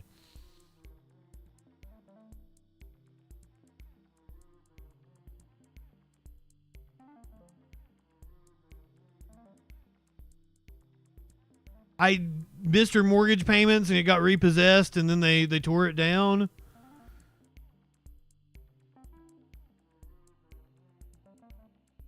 Oh, it was a rental? Oh, landlord wanted her out of there then.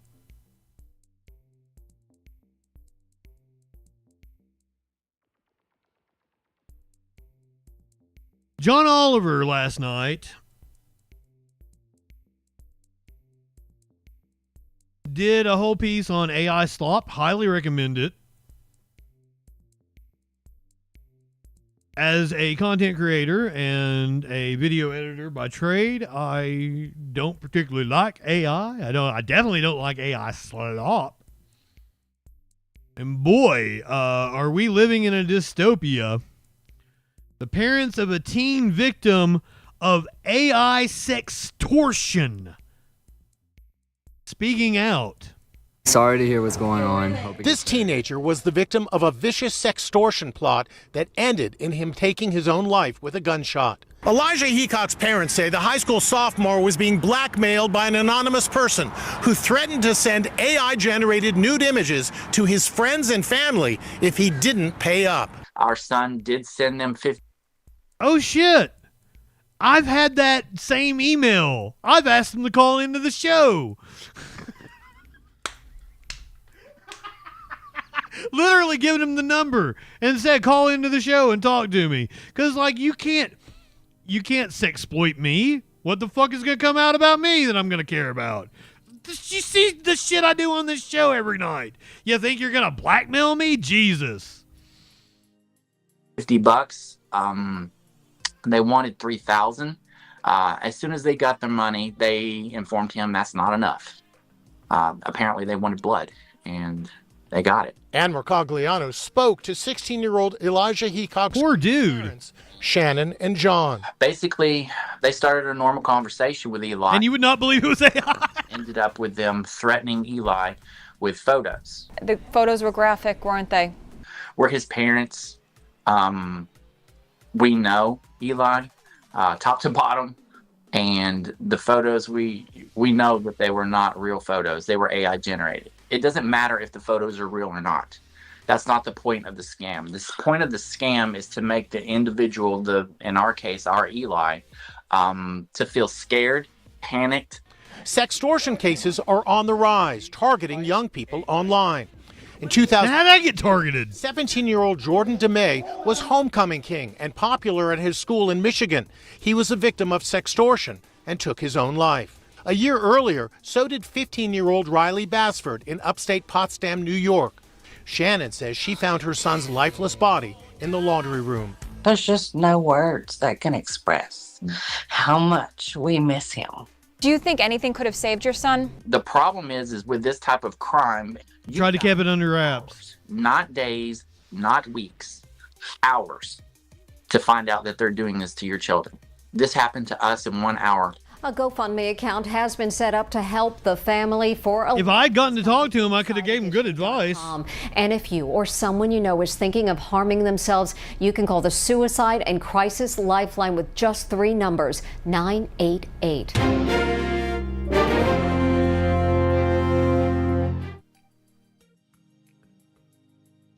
Yeah, you know what? I've got that saved somewhere. All the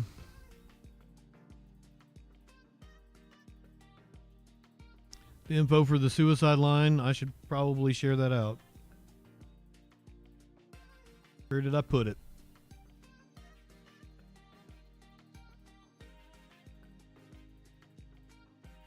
Here we go.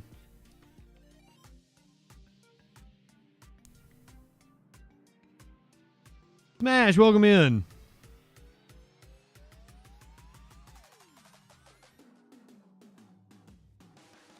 I wish I could have talked to him. I would have told him, like, you know, there's nothing they can do to you.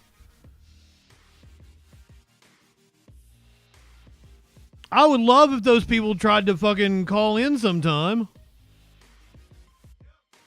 After seeing that story, it kind of makes me want to, like, go after him again. Any MMA fans in the chat? Attorney stunned by new criminal charge against John Jones, believes police targeting the retired UFC champion. I quit watching before he came along, but people say he's the greatest of all time. John Jones's attorney is not happy that Albuquerque police went as far as charging the now retired UFC champion for leaving the scene of the accident that happened back in February. Christopher Dodd, who also represented Jones during a separate criminal investigation after he was accused of assaulting a drug testing agent, issued a statement to media vehemently denying the latest charge against his client. I'm sorry. The drug testing thing, because there's been like a whole dude couldn't piss clean for several fights, and it caused a whole stink in the UFC world. Jones was hit with a misdemeanor for leaving the scene of an accident after a woman involved in a car crash, who police say exhibited signs of significant intoxication and lacking clothing from the waist down, claimed he was driving her vehicle during the car crash but fled the scene on foot. As John's lawyer, I am stunned by the Albuquerque Police Department's decision to charge him in this new case. In the thousands of cases I've handled in my career, I've never seen a case as strange and unwarranted as this one. Weird, since apparently, like, there's totally evidence he was the one driving. He called her phone numerous times. In a report obtained by MMA Fighting from Albuquerque police, Jones told authorities that the woman involved in the accident was at his house earlier in the evening, where they consumed alcoholic beverages together, and she eventually left his residence while intoxicated and later called to inform him about the accident. The woman involved in the accident claimed that she expressed reservations about drinking with Jones, citing previous incidents where she alleged he forced her to drive home while intoxicated. The woman also claimed that Jones assured her that that wouldn't be the case this time. They consumed alcohol and mushrooms together. Seems like it, Comradsky. He's been in some legal trouble. I don't know if it was a hit and run exactly. Something like that, though. A restroom incident occurred that allegedly required the woman to remove her pants with the intention of Jones driving her home to retrieve new clothing. She pissed herself? She told police that the last person she remembers driving her vehicle prior to the accident was Jones, and claimed she had no other recollection about the evening's events.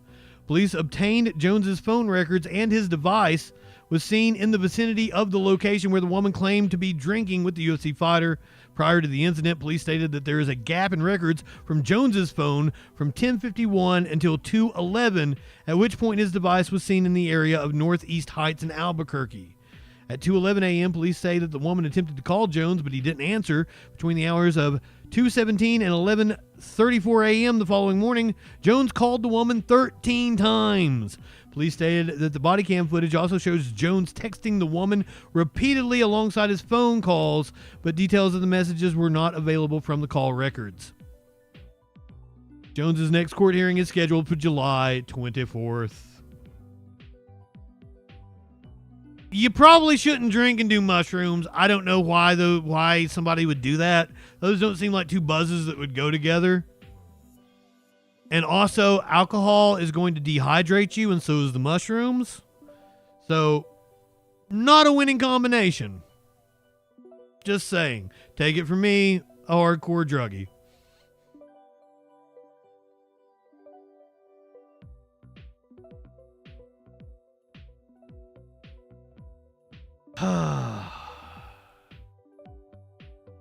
Goddamn hot in here.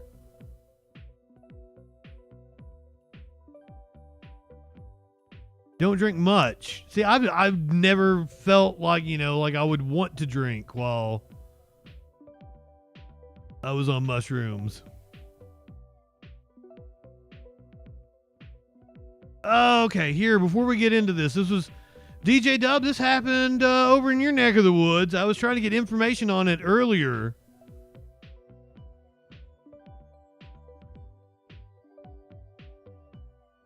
We apparently now have video. Oh, I don't think this is the same incident. Yeah, the 11-year-old in the park I was looking for, but all I had was a press conference. No, this happened yesterday, apparently.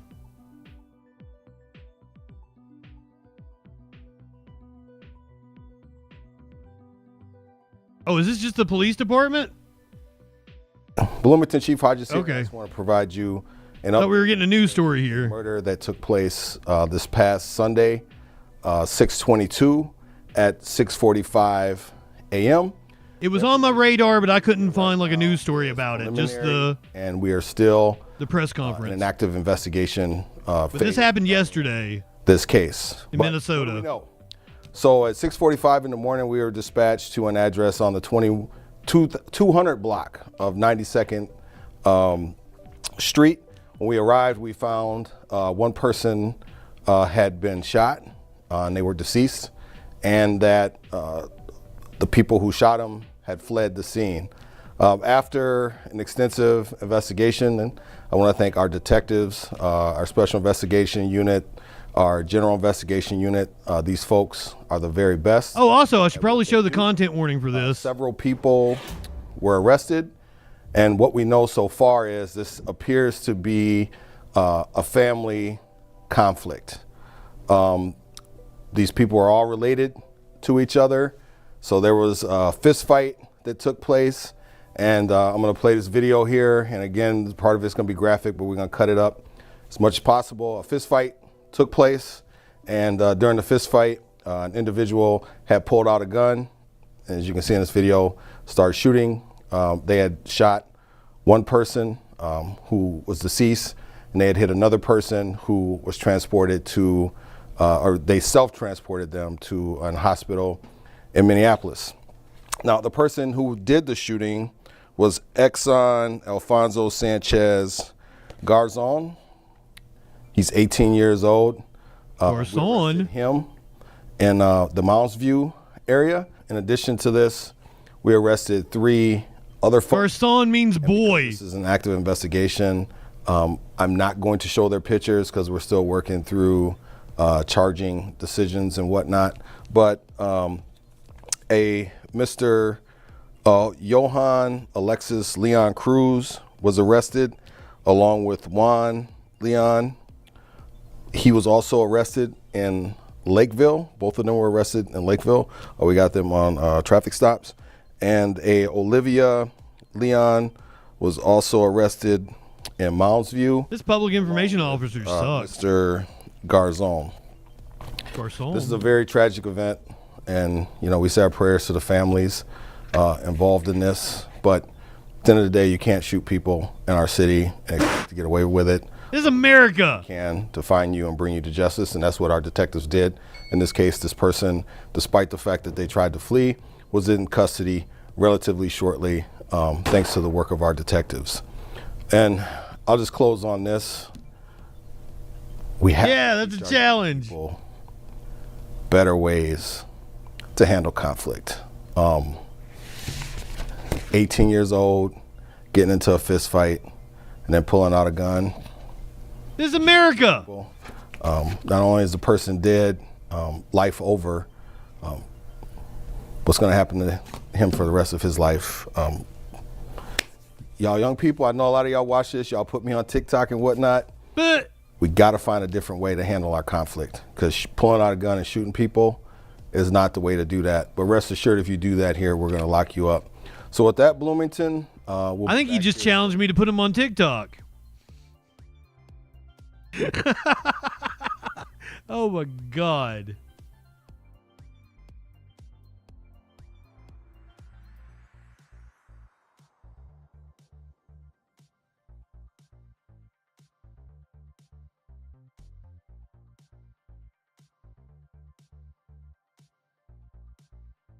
fucking hot out here. I'm getting ready to go stick my ass back in the air conditioner. Want to know how hot it is out here? Watch this shit.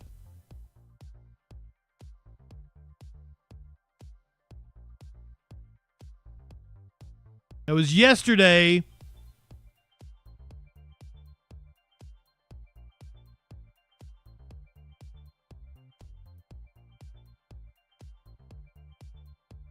I believe this was Missouri.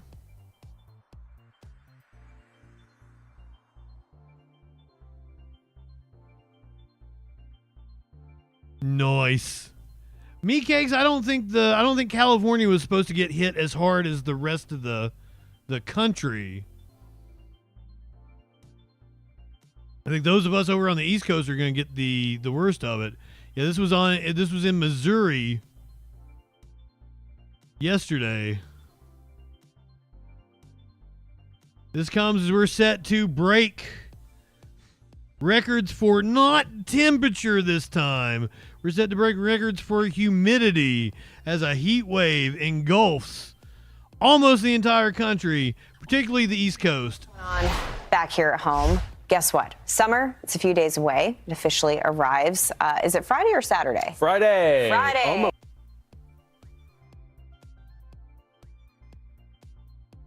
Oh. I'm sorry. I was like, it's already summer. What are you talking about? Let's try this one. Heat dome. That's what we're doing. Brian Heat White dome. took to our desert areas and found the people who live there aren't really fazed by the hot temperatures, but he also talked with scientists about why it's so hot so early and how soon we could expect a cool down. Well, the concept of a heat dome is simple and elementary to those who know about weather, like our own meteorology team at CBS 8. But to a lot of us out there, we're wondering, what is a heat dome? This is the first time we've seen it so far this year, so it broke 90 for me over here on the East Coast. 92, 93, I think is where it maxed out. Heat wave with places like Ocotillo Wells and Borrego Springs well over 100 degrees. across pretty much all of the Southwest, we have this. I thought the same thing, Smash. What's bringing our heat. Lead meteorologist Stephanie Sullivan with the National Weather Service San Diego says a heat dome is loose terminology for what they call an upper ridge of high pressure. She explains how something like this creates these triple-digit temps. Where you have the high pressure, you tend to have sinking air. And as the air sinks, it compresses and warms up. So we get really warm air at the surface. And with the sinking motion, it tends to suppress any cloud cover. So high pressure usually results in mostly sunny skies, a lot warmer weather. This heat dome spans across several states with parts of California, Nevada, and Arizona under an excessive heat warning. This is video from Phoenix where I thought California was being spared. My bad. Hiking trails closed due to the hot weather. Stay indoors if you can with air conditioning. If you have to be outdoors, try to save it for early in the morning or in the evening when it's a little bit cooler outside. I asked Stephanie why there's such a stark contrast right now between our deserts and the beaches with these temperatures. Our ocean temperatures are still pretty cold, so when we have the air blowing off that, it kind of acts as a natural air conditioner, and the cloud cover prevents it from warming up so much too. She explains how west of the I-15 temperatures are nice and cool comparatively, but once you head east and into the mountains, it's not the case anymore. Once you start to get inland and especially higher elevations, you tend to get above the marine layer into warmer and drier air, so that air conditioning effect kind of shuts off. The excessive heat warning for our deserts is in effect until Friday evening. I'm Brian White for CBS 8. Yeah, MR was talking about how the heat might have an effect on the election tomorrow because Cuomo is banking on same-day voters. Which lady? That one? She cute. I didn't even notice till you mentioned something.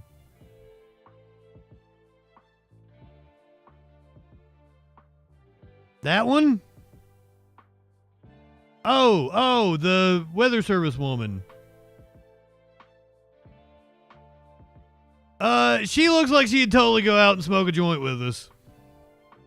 Not to stereotype people. Silent, welcome in.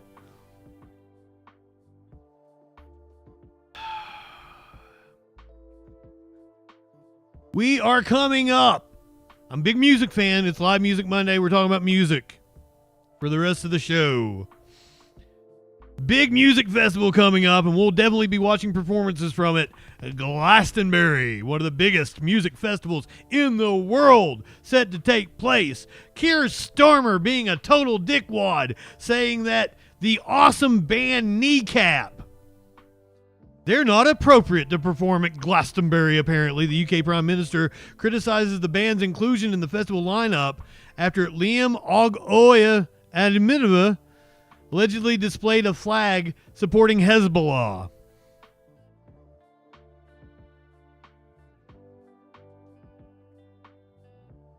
This is one I'm going to be keeping an eye on because I definitely want to watch Kneecap's performance. Kneecap's Glastonbury Festival performance next Saturday is not appropriate, Keir Starmer says. Kneecap member Liam Og Ahoyua, that's probably like a, what were they, Icelandic or some shit? Appeared in court on Wednesday after allegedly displaying a flag in support of the prescribed terrorist organization Hezbollah and saying, "Up Hamas, up Hezbollah," at a gig in November last year. In an interview with The Sun, the Prime Minister was asked if he thought the trio should perform at Glastonbury. "No, I don't. And I think we need to come down really clearly on this. This is about the threats that shouldn't be made. I won't say too much because there's a court case on, but I don't think that's appropriate." Earlier on Saturday, the Conservative Party leader, Kimmy Badenoch, said she thought... Kimmy Badcock, that's a furniture store here in the U.S., said she thought that the BBC should not be showing Kneecap's performance at the festival. A post on Twitter accompanied by an article from The Times that claimed the BBC had not banned the group. Badenoch said the BBC should not be showing Kneecap propaganda. One Kneecap band member is currently on bail, charged under the Terrorism Act.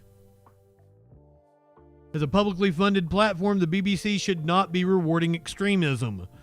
Badenoch previously called for the group to be banned from Glastonbury. Last year, Kneecap won a discrimination case against the UK government in Belfast High Court after Badenoch tried to refuse them £14,000 funding award when she was a minister in the previous government. BBC spokesperson said, as the broadcast partner, the BBC will be bringing audiences extensive music coverage from Glastonbury with artists booked by festival organizers. Whilst the BBC doesn't ban artists, our plans will ensure that our programming will meet our editorial guidelines. Decisions about our output will be made in the lead up to the festival.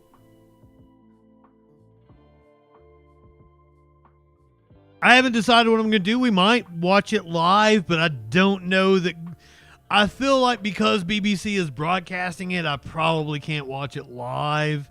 They'll probably issue a takedown.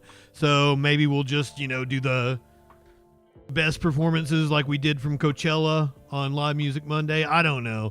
There's also Ozzy's final concert coming up, and it's a paid thing, but I can get around that. So I also don't think I should probably show that one live because it's paid. They're showing it on pay-per-view, but we'll see. It's a hell of a lineup and hell of a send-off for Ozzy Osbourne. That's in like 2 weeks, 3 weeks.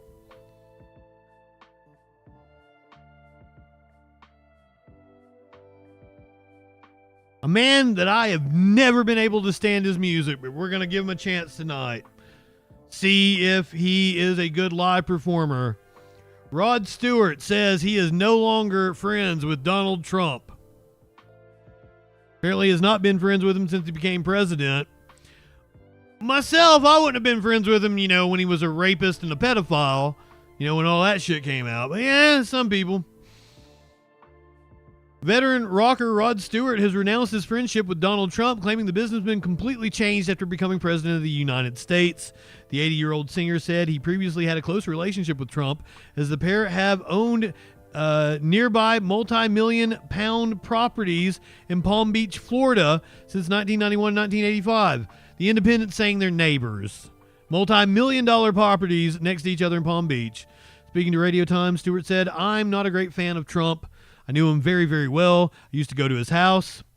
Literally half a mile away. We're both on the beach. I He used to go to his Christmas parties. He's always been a bit of a man's man. I liked that. I liked him for that. But he didn't, as far as I'm concerned, treat women very well. Well, good on you, Rod Stewart, for calling out the misogynist. But since he became president, he became another guy, somebody I didn't know. Asked if he could still count Trump as a friend, Stewart responded, "No, I can't anymore. As long as he's selling arms to Israel," and he is, how's that war ever going to stop? So I don't know if that statement means that Rod Stewart is pro-Palestinian rights or he's just anti-Israel, but hey, I'll take it. I wasn't expecting that from him. That's why he's going to be our artist in just a couple minutes here on Live Music Monday. This Saturday, we're going to be watching the best of the Iron Sheik, Iran's greatest athlete. This next story is your animal story. I'm going to hit the content warning for it because I know some people get a little squeamish about things having to do with puppies, but I promise you it is a very heartwarming story. It just starts off a little rough.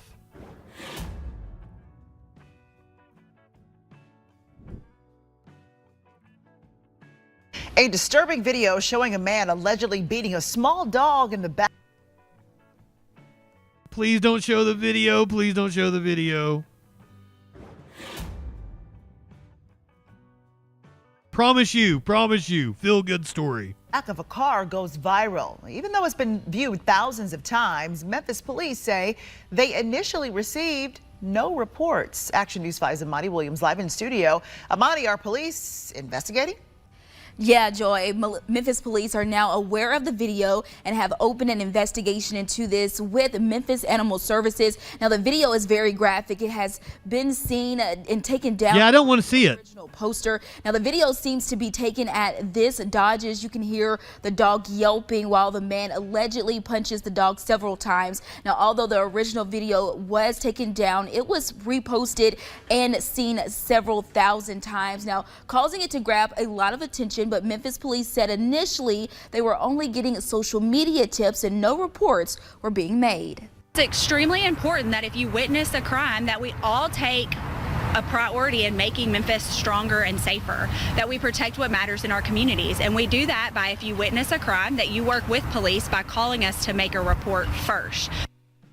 MPD said if you see a crime like animal cruelty, make sure to call police and describe what you see, the license plate number, what the person is wearing, and the make and model of the car. Now, MPD says this all helps in their investigation. Right now, no charges have been. Well, I was hoping that the video would show the second part of the story. That's the heartwarming part. They left out the part that the dude got mad because the puppy ate his pizza. The puppy ate his pizza. That's why he went off on this dog. The dog that was beaten for eating the owner's pizza got her own pizza party.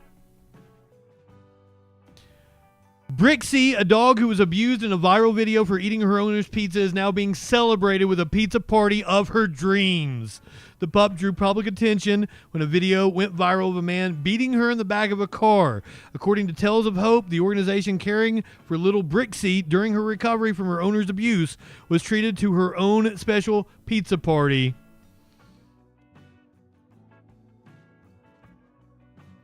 Pizza looks good. In addition to being a fun celebration for all, the event helped to raise donations for Brixie's surgical My God.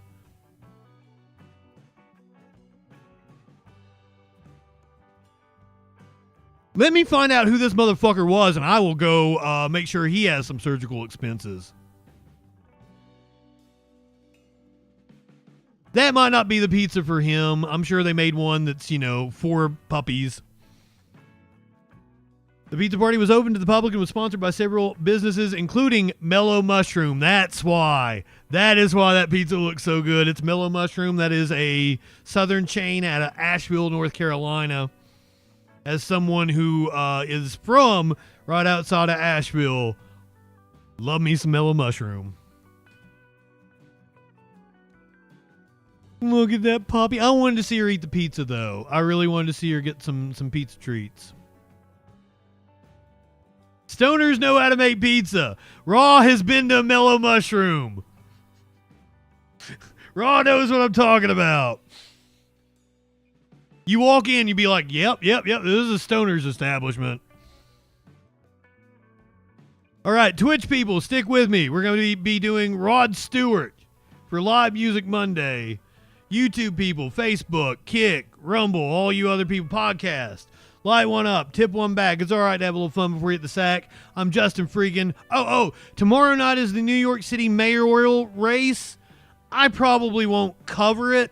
If you're not here, if you're watching Majority Report, if they're going live or something, totally understand. We might mention it because it's the primary, right?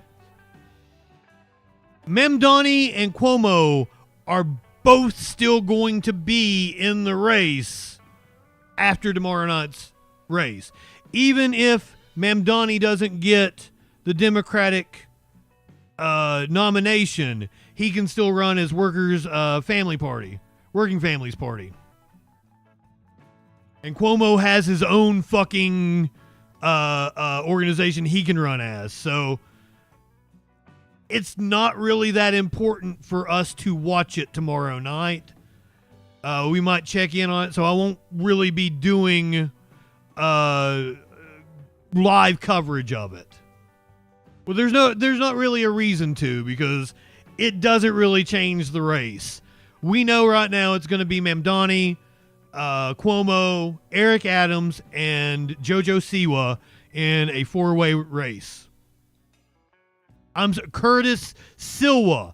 Curtis Silva, JoJo Siwa, two completely different people.